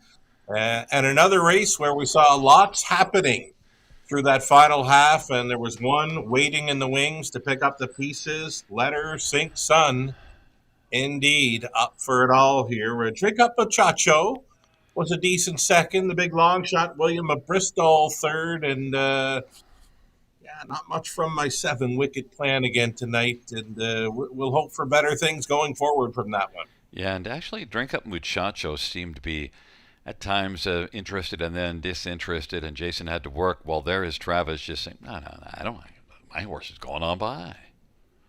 Hey, it's that $6,000 London Classic Yearling sale purchase. I think there's a sale coming up this month, or next month actually.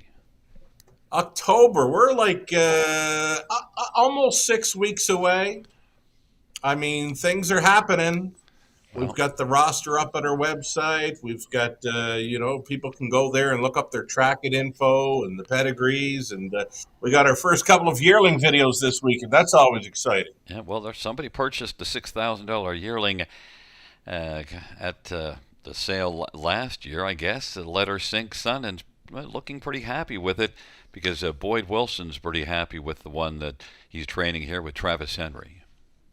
Yeah, wins at first asking. That's the career debut, and there's nothing wrong with 55-1 for that kind of price tag at a yearling sale these times. Yeah, and he showed it in that qualifier with the 28-2 final quarter. If you're just looking Yeah. down the page, that is the quickest final quarter that anybody put up last time out. So maybe all you just do is look at the quickest last quarter and say, I've seen enough. Gary, you're all over everything this evening. Well, no, because I was all over Drink Up Muchacho. But Let Her Sink, Son was better. It's sinking in now, and the sun set on Drink Up Muchacho when Let Her Sink, Son went on by in the stretch. 2-year-old big Jim Black gelding by Harold Wilson, trained by Boyd Wilson. Turk Henry, the winning driver. Let Her Sink, Son takes his career debut, 155-1.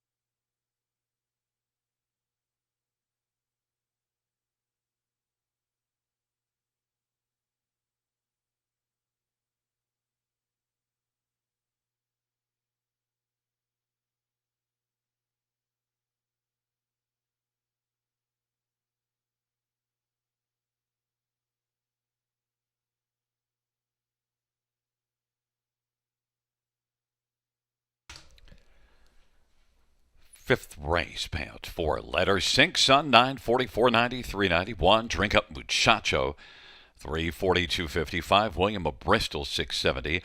$2 exactor, 22.10. Dollar try, 67.55. Dollar high five, 1,671.80. Well, the 20-cent high five was 334.36. Dollar pick three, 326.15. Dollar pick four, 989.55. And we had a dollar pick five of 1,897.05.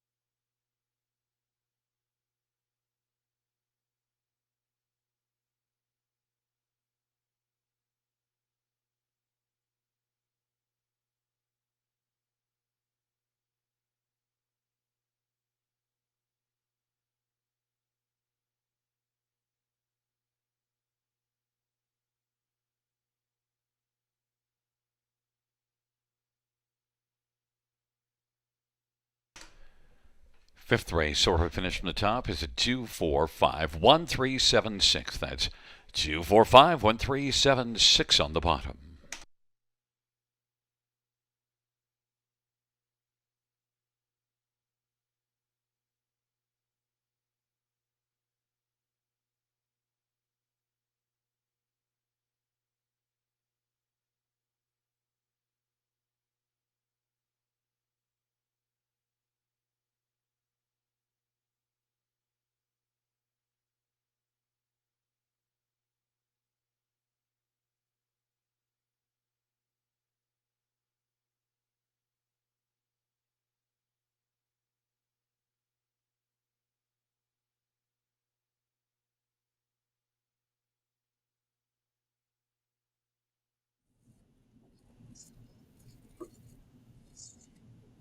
There we go. We are back, folks, and we are ready to get into our final four races. The back half of this card, the final four for the start of a late pick four. Exactor, Tri, Superfecta also featured here. Opening up as a heavy favorite, number one, Chica Bell. I did not see that coming. She's a beaten favorite last time out, finishing second best to Quiet Assurance. So Chica Bell, 2-5, kind of over bet in my opinion right now. I think it gets deeper than that, the opening leg of this late pick four. Let's bring up some ticket ideas then. We'll go through them for myself, Gary Guy, and Conley Ecclestone. Late pick four, race 6, Grand River Raceway.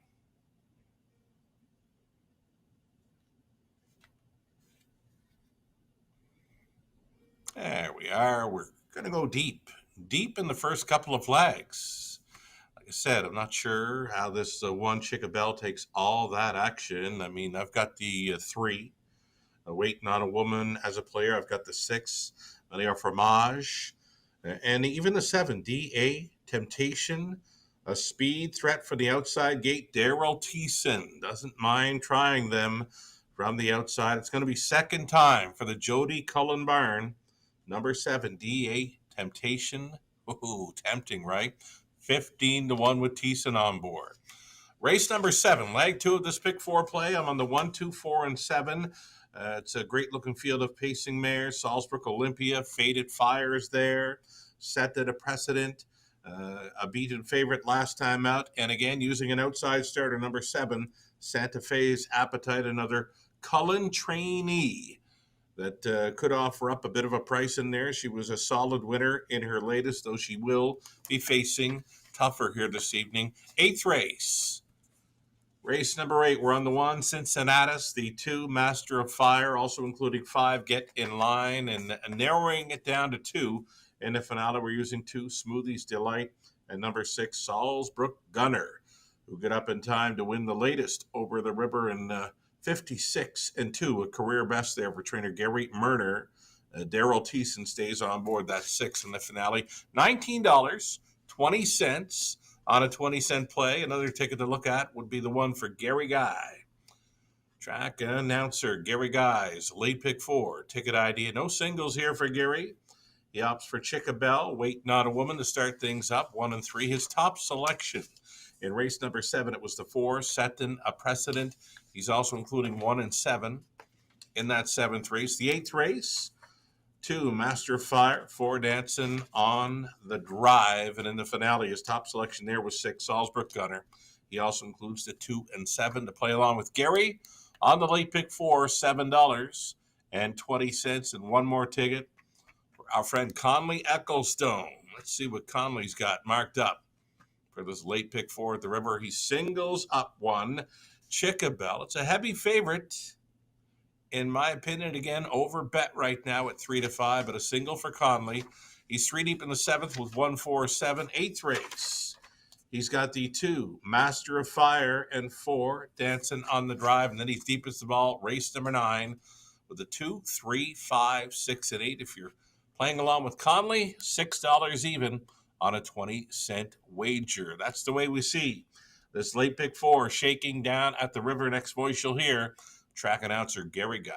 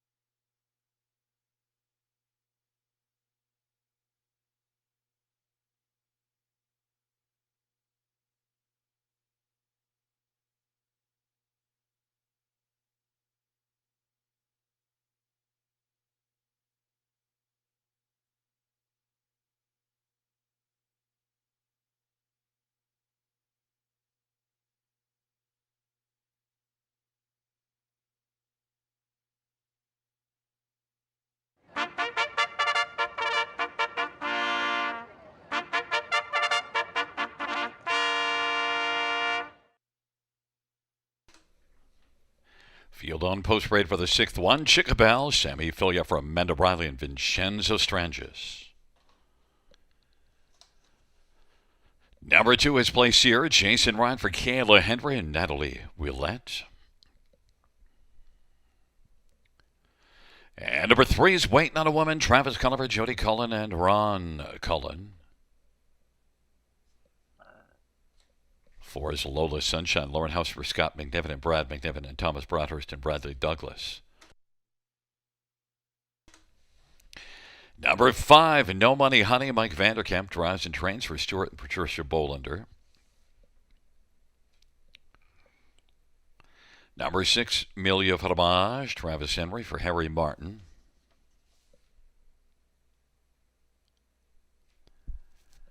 And number 7, D.A. Temptation. Daryl Thiessen for Jody Cullen and Yvonne Mondu. Field of 7, race number 6. Let's get right to it. And, well, Sugar, I didn't get the memo, and the fans apparently didn't get it either, because Milia Fromage, you think this one's going to be the top cheese in here. Well, I mean, she's gotten over the river this summer. Back in June, she was a winner in her life best 152-4. And the last time she was here, a third best finisher there, late July. A trip there in 55. But on her best day, she shows she can get around the river in 52 and change, and that's good enough for me to put her in the top spot. I figured she'd be a pretty good price player, and that's what I'm kind of chasing after in a few races today, Gary. Yeah, one thing, she is dropping in class, and yeah. Well, we had a difference of opinion in the 4th race because Milia Fromage is not one of my top 4, and in the 4th race I didn't have the one that you liked, and well, my only sunshine shone pretty brightly, so we'll see if Milia Fromage can shine like that as well. You know, Chickabell, though, 4-5. That last race was a solid one here. And Chickabell, it is Sammy Filia, Amanda Riley. Pretty solid inside spot. I think it might be time for Sammy to get rolling. He's been on such a hot roll leading into tonight. I think we can't go much further without him scoring a win. Well, it's been a rough go for him this evening. Hope it can turn around here late for him in the back half of the card. He's got this Chickabell with a rail advantage. She sat 2 all the way behind Quiet Assurances last time out. She had every chance, right? I mean, that was a quick half, 55. They came home in 58-3, and she could not go by the leader. So for me, I like her chances, but I don't like the price right now at even money. If she was maybe 3-1 or 7-2 at these, I'd be putting her in the top spot. But I couldn't put her on top, knowing she'd be a favorite. What about the price on 3, Waiting on a Woman? You get Jody Cullen, Travis Cullen at 5-1. If that holds, that's a pretty good price. And this is one that was a second here, beating a length 2 back, and you go back 3 back, was a winner. Waiting on a Woman is one now moves up from the claiming into this. Actually, this is the same class as the last 2. What am I saying? It's just the optional tag. But Waiting on a Woman, you know, it's hard to ignore Jody Cullen's barn. This is an 8-time winner this year. 100%. Yeah, I mean, she's a great check getter, especially at this level. 8-time winner this season. She's gotten over the river in 54-1. She was actually making a move in that race with Chickabell last time out through that third quarter, where they reached 3 quarters in 1:23 and a bit. Pretty good price right now on a Jody Cullen trainee. Number 3, Waiting on a Woman.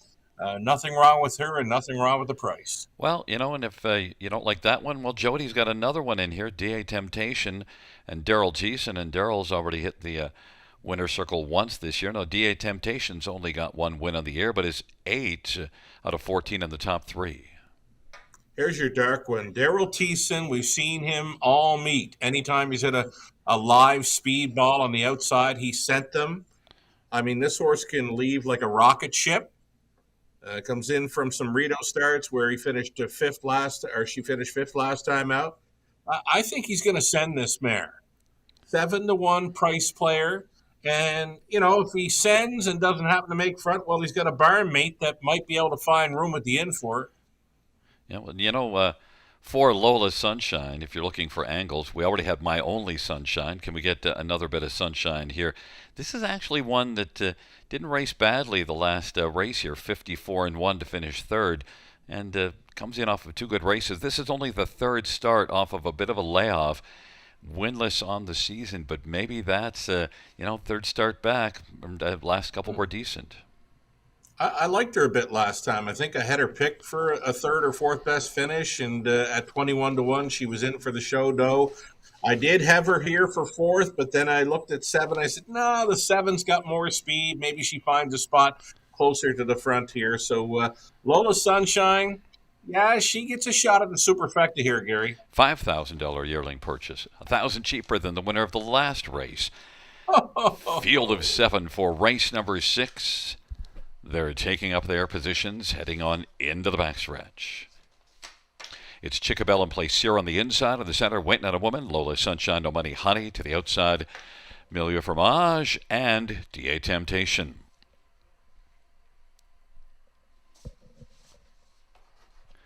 Field for race number 6 is at the start, and they're off. And right now, Chickabel on the inside, blast out, DA Temptation.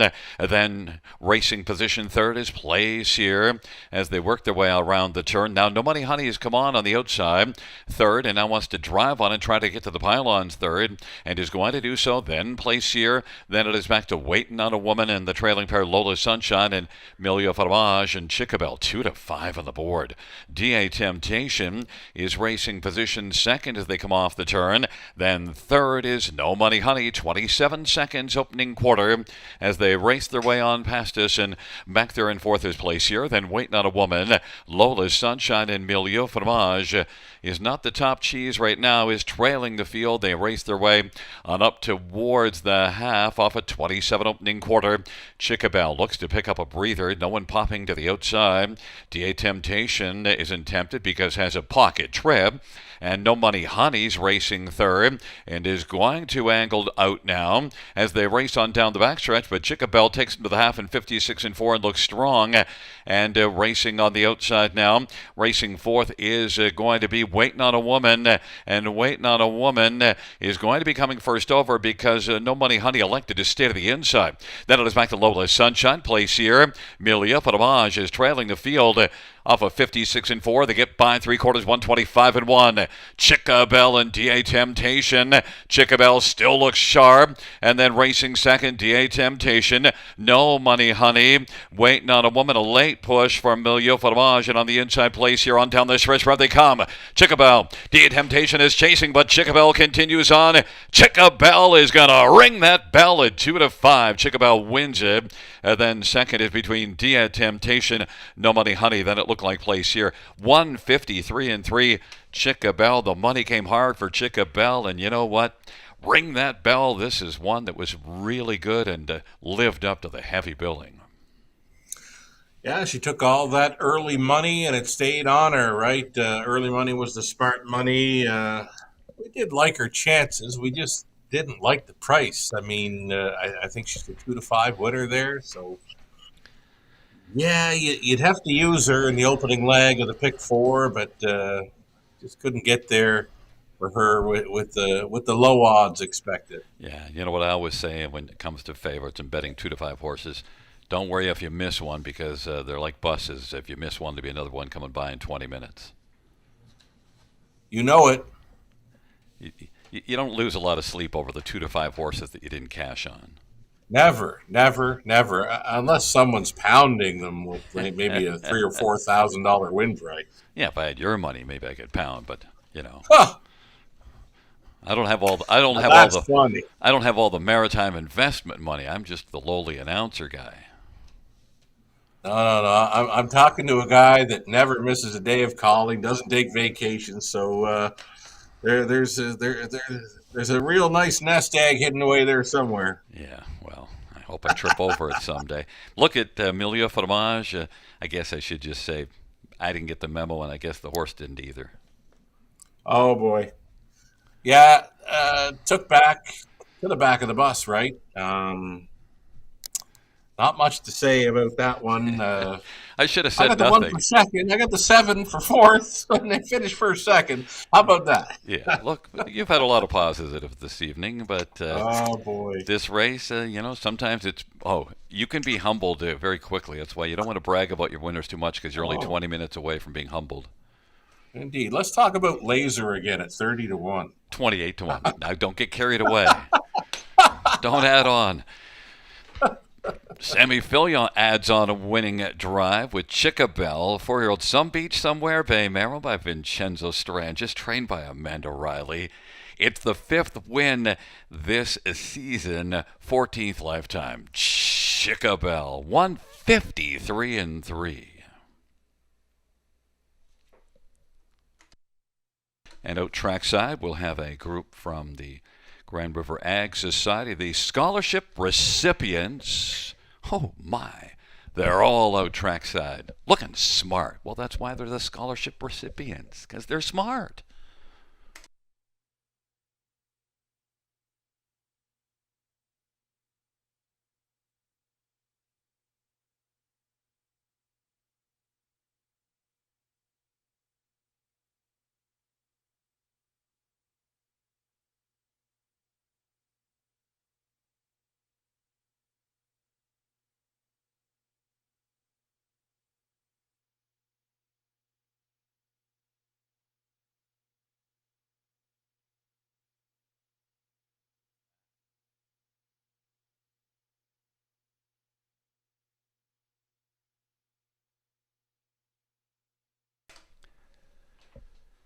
Sixth race payouts: 1 Chickabell, $2.90, $2.30, $2.10, 78 Temptation, $4, $3.20, 5 No Money Honey, $3.80, $2 Exactor, $10.10, $1 Try, $35, and the dollar Super, $468.50, 20-cent Super, $93.70.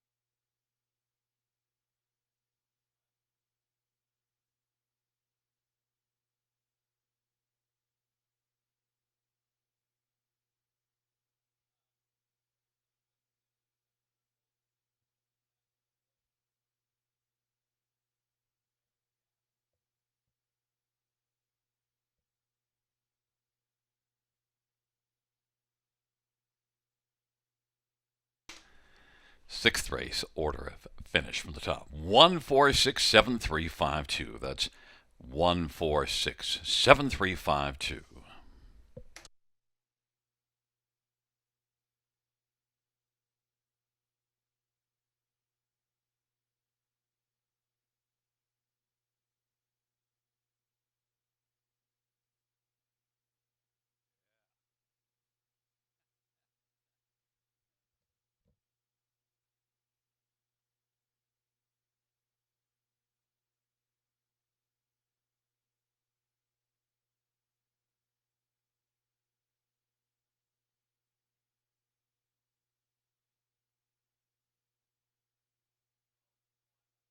Two contests from now until August 31st with a total prize money of $3,500. For the Youth Literary Derby, Ontario students in grades 3 to 8 can submit either a short story or a poem with standardbred theme. Poems and stories are judged separately. If you like to draw, then the Youth Art Derby might be for you. This one is open to students in grades 3 to 12. And you can do a drawing or a sketch of anything standardbred related. Check out our website for more inspiration and more information, bgracingalliance.ca.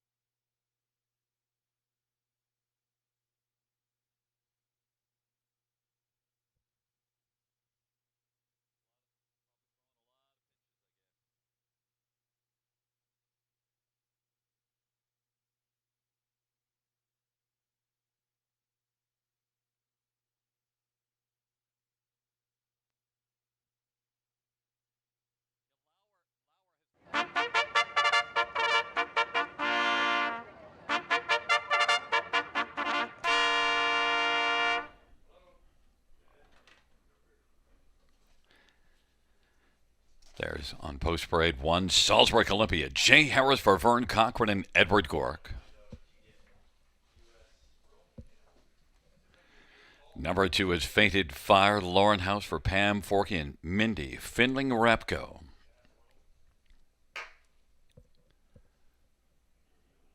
Number 3, Jazzville, Garrett Rooney for Randall Fulmer and Dale Towell. Number 4 is Setting a Precedent, Sammy Filia for Amanda Riley and Martin Kepfer.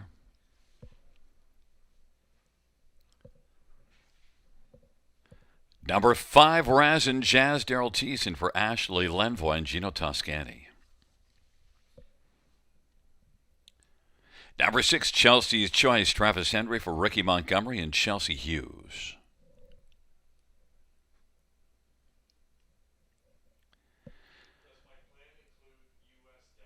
And number 7, Santa Fe's Appetite, Travis Cullen for Jody Cullen at A1 Stable. Field of 7, race number 7.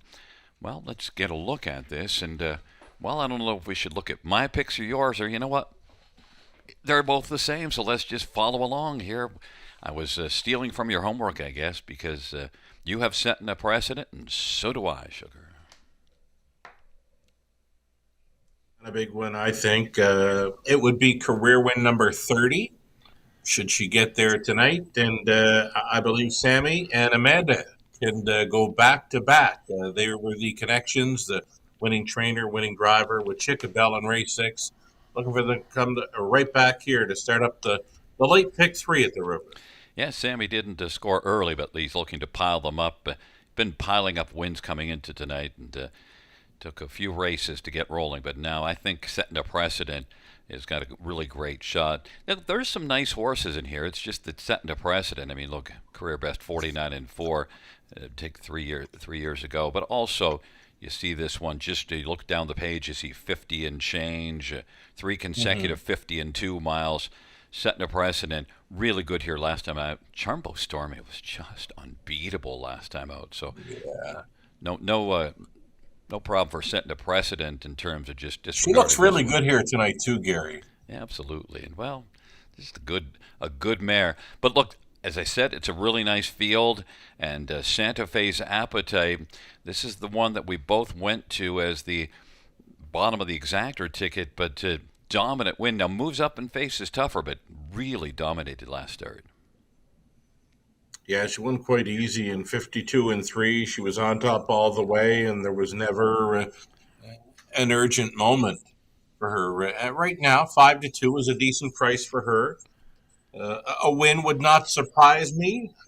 I think her main competition's got to be the 4, right? And the horse players, I think, have it right so far. And clearly, she fits with this group. In fact, you say moving up in class, but Ashley went 1/5 of a second faster than setting a precedent last time up. But also look at last year, 39 starts, made 98,000, and shows big speed miles at the Meadowlands. So Santa Fe's Appetite has raced with some tough ones in the past, and also Travis Cullen, Jody Cullen. So 5-2.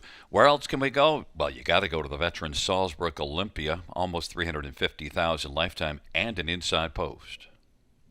Yeah, real consistent mare, great check getter. I mean, look at her 16 top 3 finishes from 23 outings this season, getting near $50,000 in seasonal earnings. So for me, she fits well. Great check getter, top 3 all day here. Yeah, 10 third-place finishes in 23 starts in the year, so third might be a good spot, 9-2. Yeah.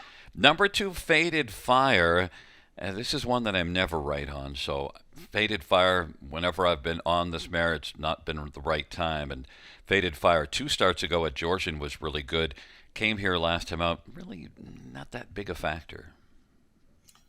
Yeah, but she did get a check, and again, another good check getter here. I mean, she's gotten checks all but once since back on June 11th.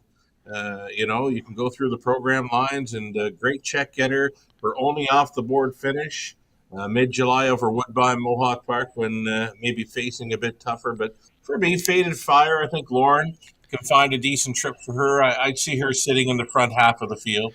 I think this is one that when I've seen her race best, she's up closer to the pace. Does Right. show a good closing effort July 25th at Mohawk, but I think here on the 5/8, I think Faded Fire is going to leave. 2 starts ago at Georgia in that win, got out well and then had the front and was able to wire the field. Yeah, she's all right on the lead, but you know what? If she can stay covered up, follow a helmet, right until they turn for home, she's got a real good kick, so beware. It's a field of 7 for race number 7.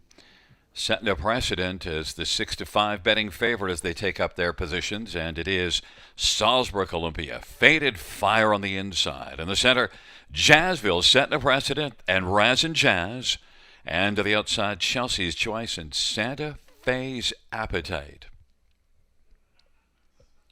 Field of 7, race number 7.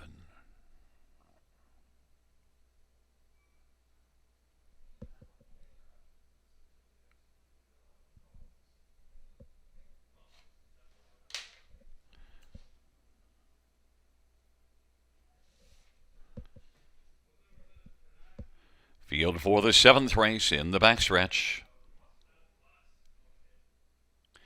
They're at the start of the rough and setting a precedent. Razin Jazz, the first couple. Salzburg Olympia is on the inside, and then Santa Fe's Appetite pressing on the outside. Faded Fire's 5th away, then Jazzville and Chelsea's Choice. But right now it is Razin Jazz at 35-1 who's going to come on and try to clear to the front. Setting a precedent, though, presses on through on the inside and setting a precedent. Now Razin Jazz is hung on the outside and is going to try to squeeze into the pocket, but that might be filled by Salzburg Olympia. So getting the parking ticket right now is Razin Jazz. And as they race on past us, setting a precedent, 26-2 opening quarter. Razin Jazz is hung out and Salzburg Olympia is on the inside.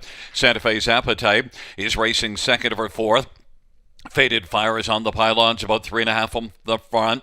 Then Jazzville, Chelsea's Choice, up at 26-2 quarter, 54 half, Lively Fractions, and setting a precedent is setting the pace and has a lead of a length and a half. Razin Jazz parked every step, but is still on the outside making some music. And then on the inside, Salzburg Olympia. Santa Fe's Appetite is situated second over, patiently waiting to pop, and then Faded Fire on the inside. Chelsea's Choice and Jazzville. Emden is setting a precedent on by 3/4. No urging just yet. Leads at a length and a half over Salzburg Olympia. 3/4, 123.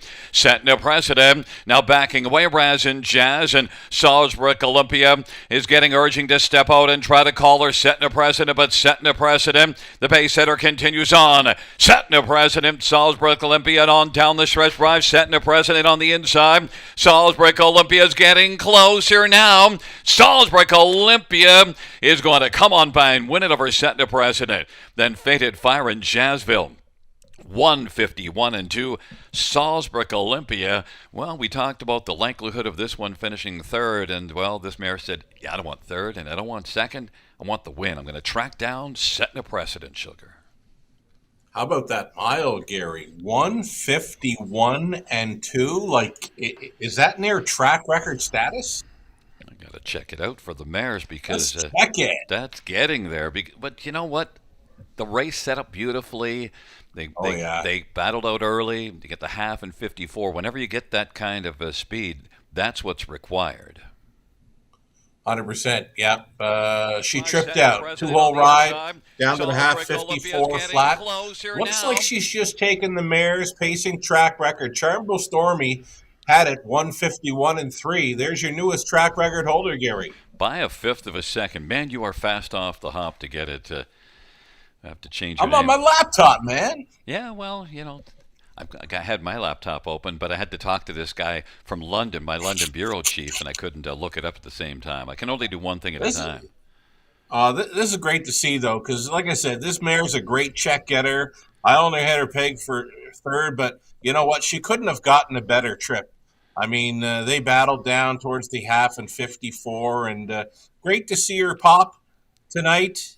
2-1. She took some late action in there, but now she's a track record holder. That's awesome. And a cooler night. I wasn't thinking you'd be looking at track records because throughout this season, when it was warmer especially, I kept my eyes on the speed, but I kind of didn't think about it here tonight. And, Salzburg Olympia says, well, you should have thought about it because I'm the track record holder.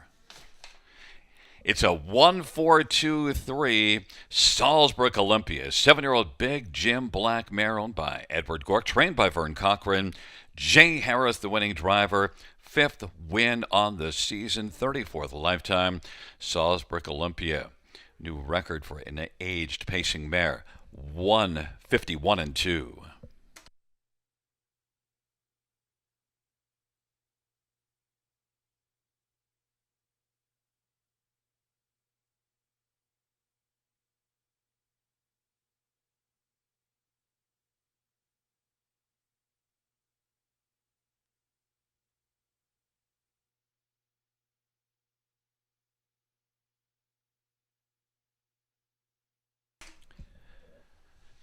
Seventh race payouts, 1 Salzburg Olympia, 6-10. 260, 230, 4 Sentinel Precedent, 240, 210. 2 Fated Fire, 290, $2 Exactor, 14.20. $1 Try, 14.15. $1 Super, 83.30. 20-cent Super, 16.66.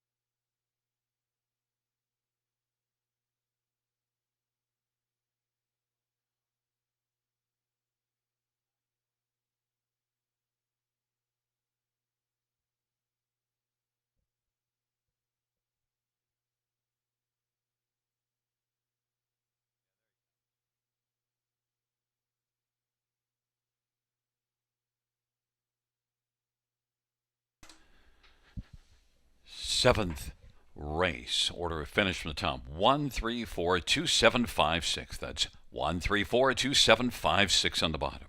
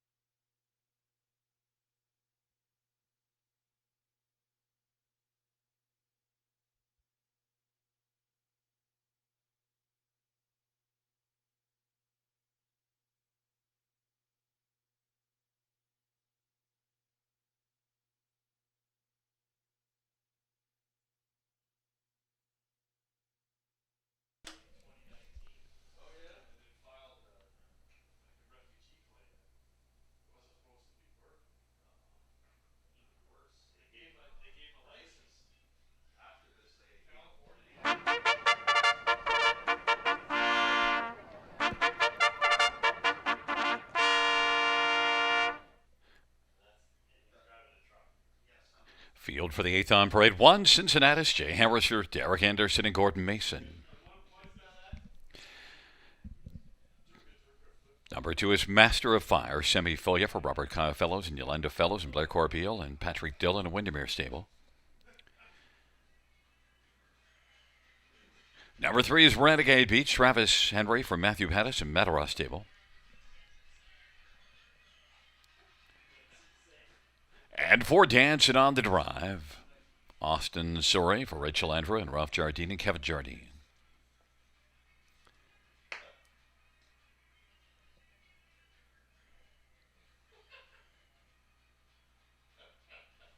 Five is Get in Line, Daryl Thiessen for Sally Peacock and Ken Peacock.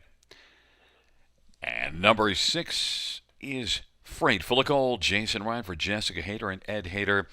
Field of 6, race number 8. Let's look at this field. And, well, 1, Cincinnati. The last has started Georgian is a better start than the one here before. Now, did come first up, 2 starts back here. But Cincinnati at least one that looks to be pointed in the right direction. Your top 1 getting a lot of love at even money. Yeah, and he should. I think he's going to be racing along up close here. Maybe Jay Harris can work out another 2-hole ride where we just saw him hit with Salzbrook, Olympia, and track record fashion. Jay Harris gets a great shot at coming in here to go back-to-back at the river. Bunch of winless horses this year except for Cincinnati's 1 win in 12. I don't like even money only because I think it's a pretty wide open dash, but Cincinnati's is... well, certainly got the credible last start improvement.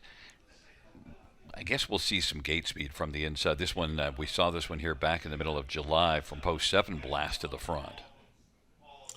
Yeah, I mean, he should be sitting in the front half of the field. I mean, there's just 6 of them, so I can see him sitting front 3. I think the speed comes from 1, 2, and 4 in here.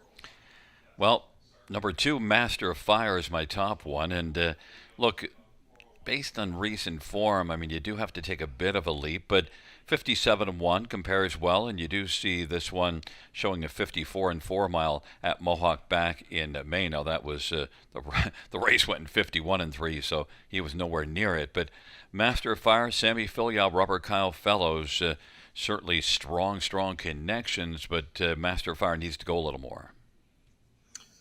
Yeah, I mean, I think 56 wins this race, if not 57. I don't see any of them wanting to go 54 or 55 in here. So more than capable of showing up here for a piece of the exactor. You're getting 4-1 right now. Again, likely to be sitting up close, front half of the field. Number 5, Get in Line's a 4-year-old, and Get in Line is one that's lightly raced, only 8 starts. But the last race was better. That was post 7 and came on to finish 3rd. Maybe Get in Line is one that you could get in line behind. Pointed in the right direction. Daryl Thiessen, Sally Peacock. This is one that's 3-1. It's getting a fair amount of love. Yeah, come a pretty good back half in the latest. I mean, I don't think he can win it, but I think he can definitely grab a share of the try and super effective here. Just not showing any gate speed, right? So if he's going to get the job done here, maybe Thiessen can find a way to get this horse to blast it. If he'd ever take control in here, he could probably hang on because he does have some pretty good back quarters in him. I toyed with the idea of going on top with Dancing on the Drive. The problem is this is one that blasted to the front last race and gave it up, to finish 5th and really tired out. Now that was had been out of the box 14 days and qualified because had a troubled start August the 3rd, finished a distance, so something went wrong.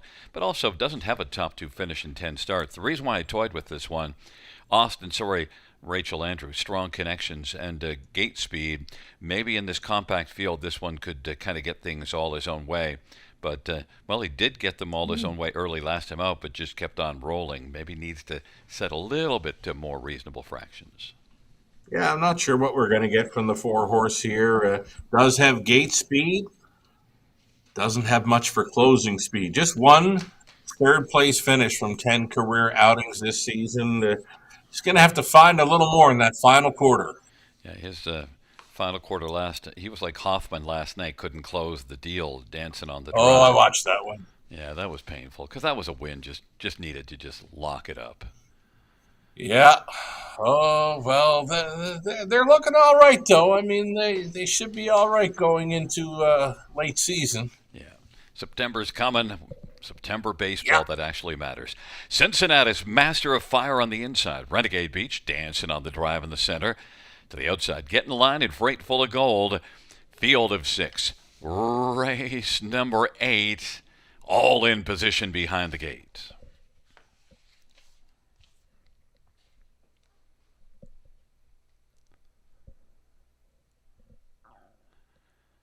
Field 4, race number 8.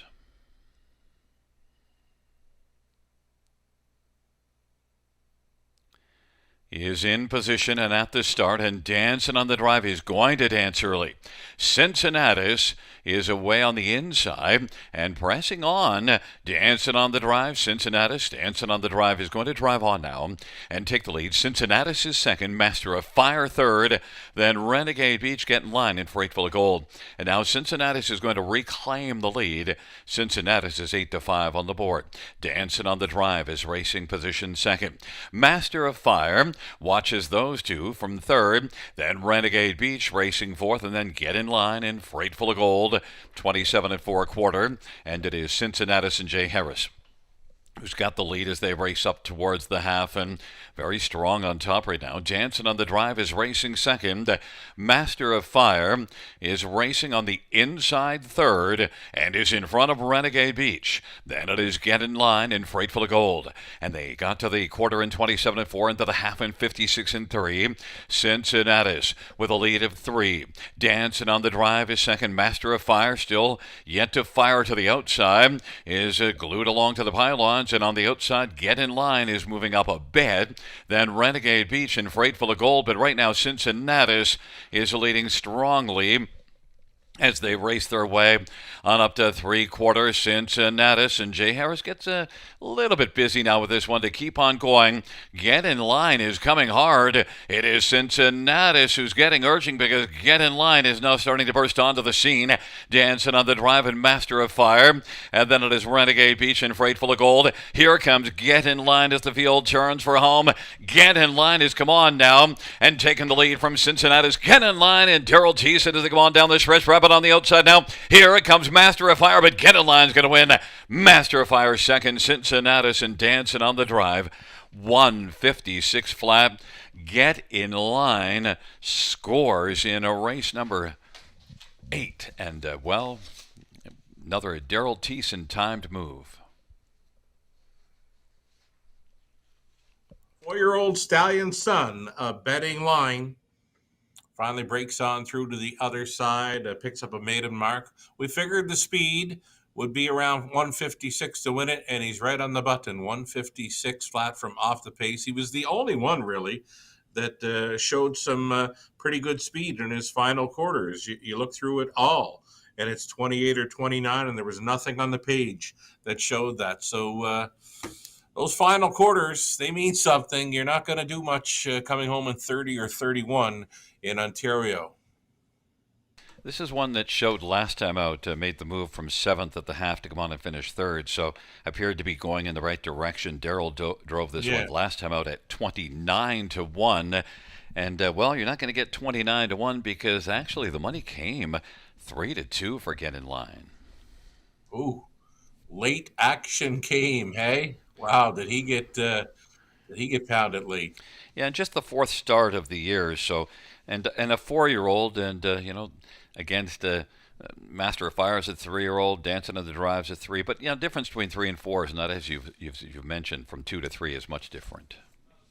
I'm going to call this horse maybe fresh and sharper than the rest. That he paced a nice back half to get there. He came from well off the pace, and he was a grinding too, right? He's a grit grinder.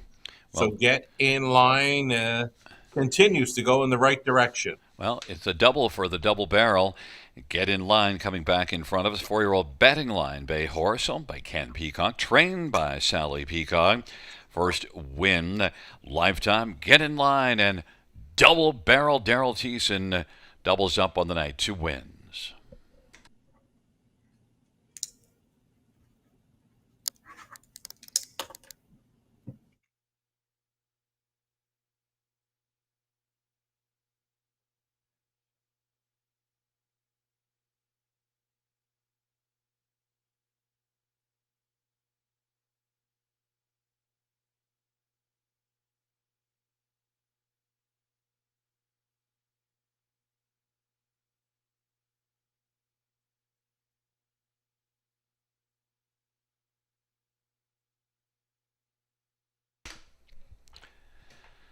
Eighth race, payouts 5. Get in line, $5.10, $3 and $2.10. To Master of Fire, $4, $2.60. 1 Cincinnati's $2.10. $2 exactor, $21.90. Dollars ride, $22.05. Dollar super, $53.15. 20-cent super, $10.63.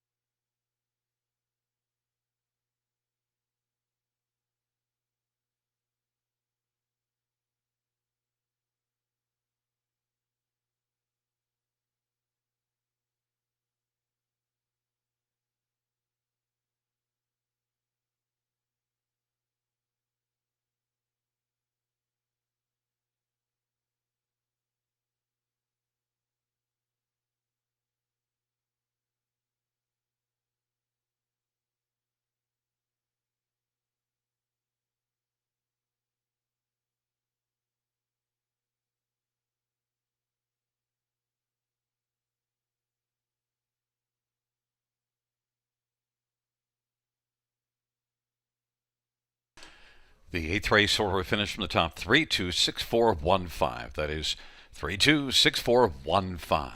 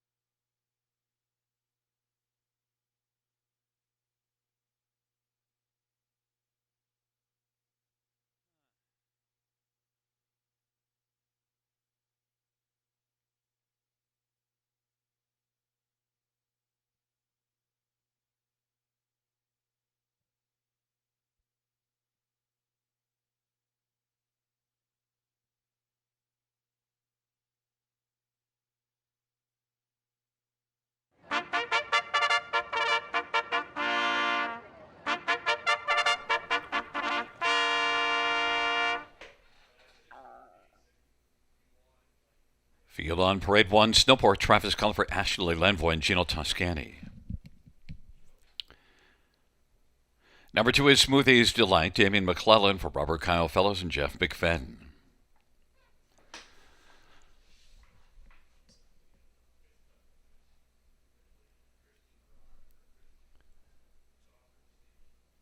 Three, Harbor Light Jimmy, Austin Sorry for Kyle Bossons and Ralph Jardine.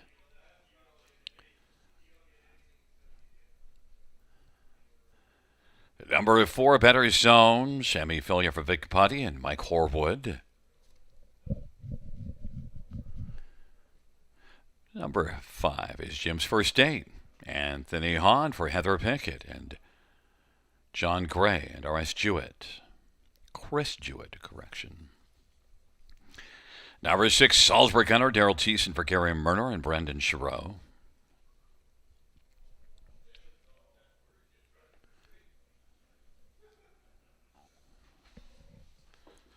Number 7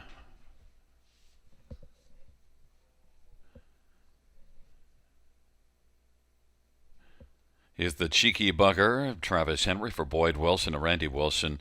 And note that 8 is Boyd Bay, Jason Ryan for Marie Helene DuPont and CSL Stable. Field of 8 for race number 9. Let's get a look at this field for the 9th race, and there is number 8 Boyd Bay. But we're going to start with number 6 Salzburg Gunner. Last time out, made a believer in me. Sugar had been off since the end of June, came in from Charlottetown, and yet winner Gagnon. Oh, it's coming back to me now. I mean, remember this horse, when they straightened out, he just flew. I mean, he's got a big motor. I kind of lost him going around the last turn. He was kind of getting caught up in traffic. But again, when he found some open road, when they straightened out, there was nothing that could go with him. This horse got a big motor. It's another live Salzburg horse. This one bred by Norman Hall down around Prince Edward Island Way. Those Salzburg horses from the Maritimes, they do it and do it well. Charlottetown PEI back in the home team, Salzburg Gunner. Well, I'm with you. Although Ken and they're on the outside. Ken and Conley are on the 7 and the 8. I don't know what's going on there, but we'll get to those. The 7's my third one and the 8's my fourth. So whatever. But Okay. But we're both on Salzburg Gunner. And look, Smoothies Delight did all the work last time out. Let's talk about Smoothies Delight. Didn't get rewarded for it, did all the heavy lifting, and then, well, Salzburg Gunner just blew on by him.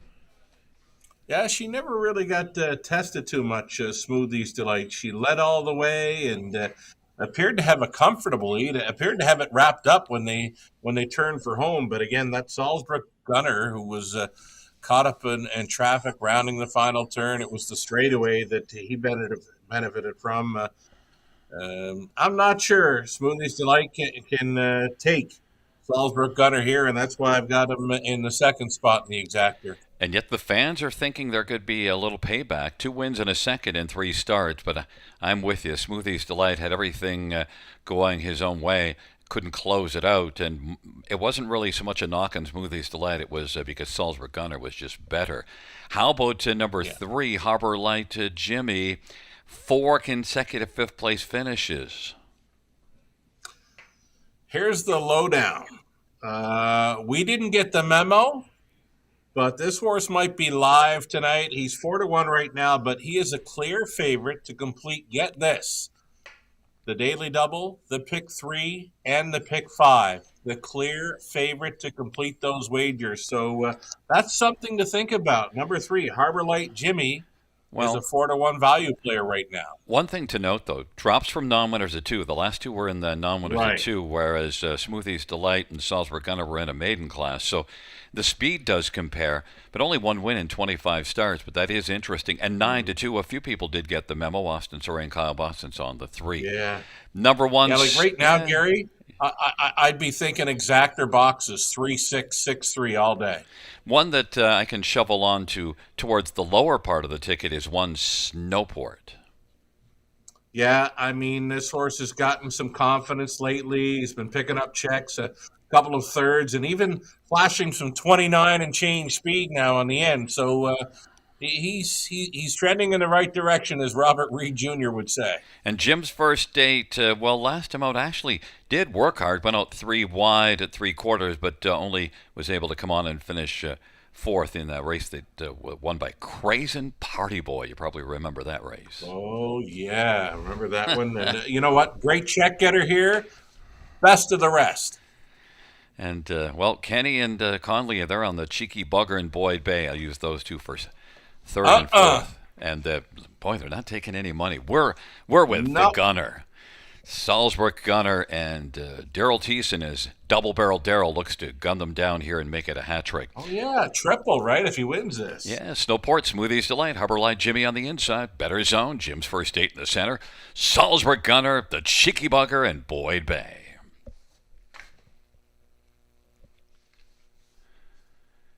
It is a field of 8, ninth and final dash.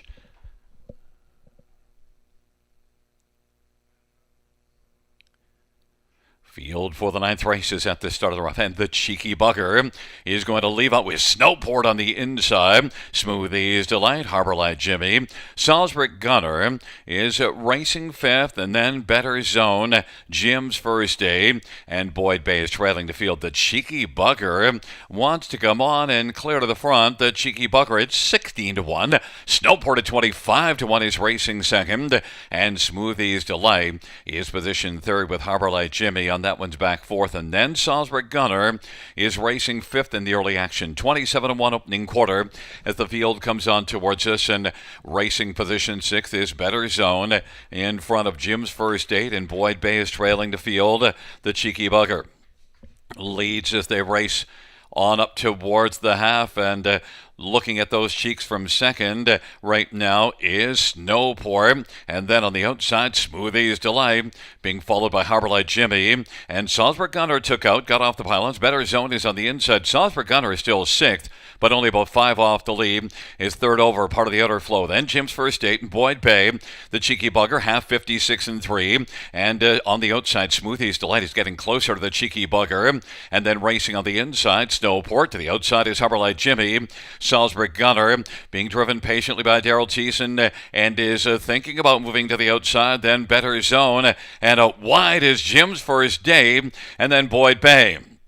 They race the way to the top of the stretch off 3/4, 125-1.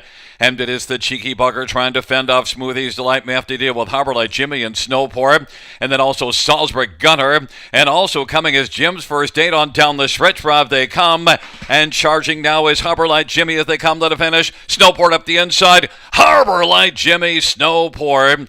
And then third might have been Salzburg Gunner over the Cheeky Bugger, but Harbor Light Jimmy, 155-1. Well, you clued in to the action on the different multi-legs and the double sugar, and Harbor Light Jimmy. Starting to do that. Final legs of the multi-leg wagers. Always a good idea to check those.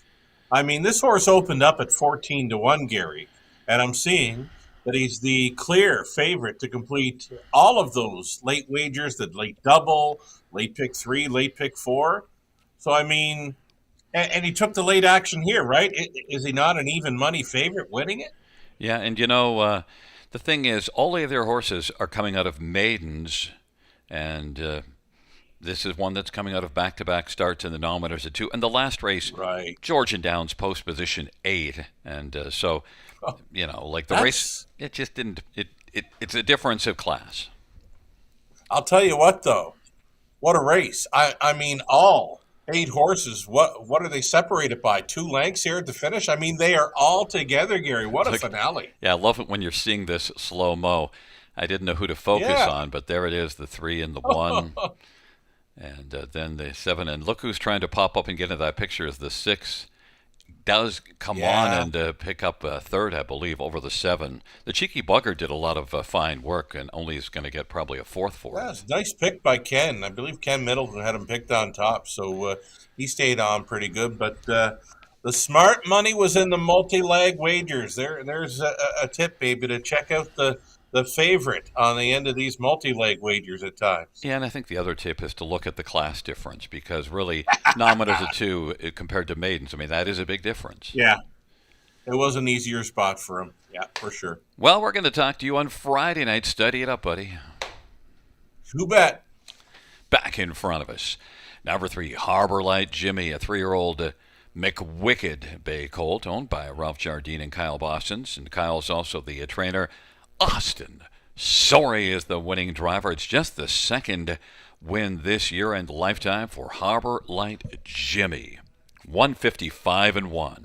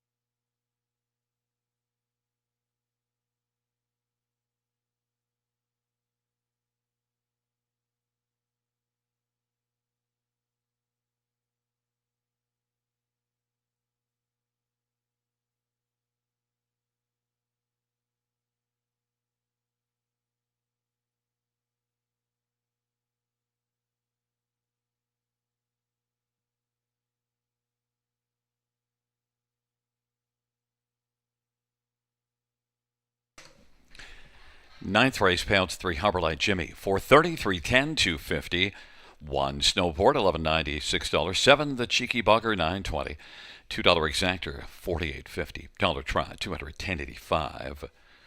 And 20-cent high 5, $856.34. Double to 5 and 3, $17.10. Dollar pick 3, $37.40. Dollar pick 4 is $43.90. And a 20-cent pick 4, $8.78.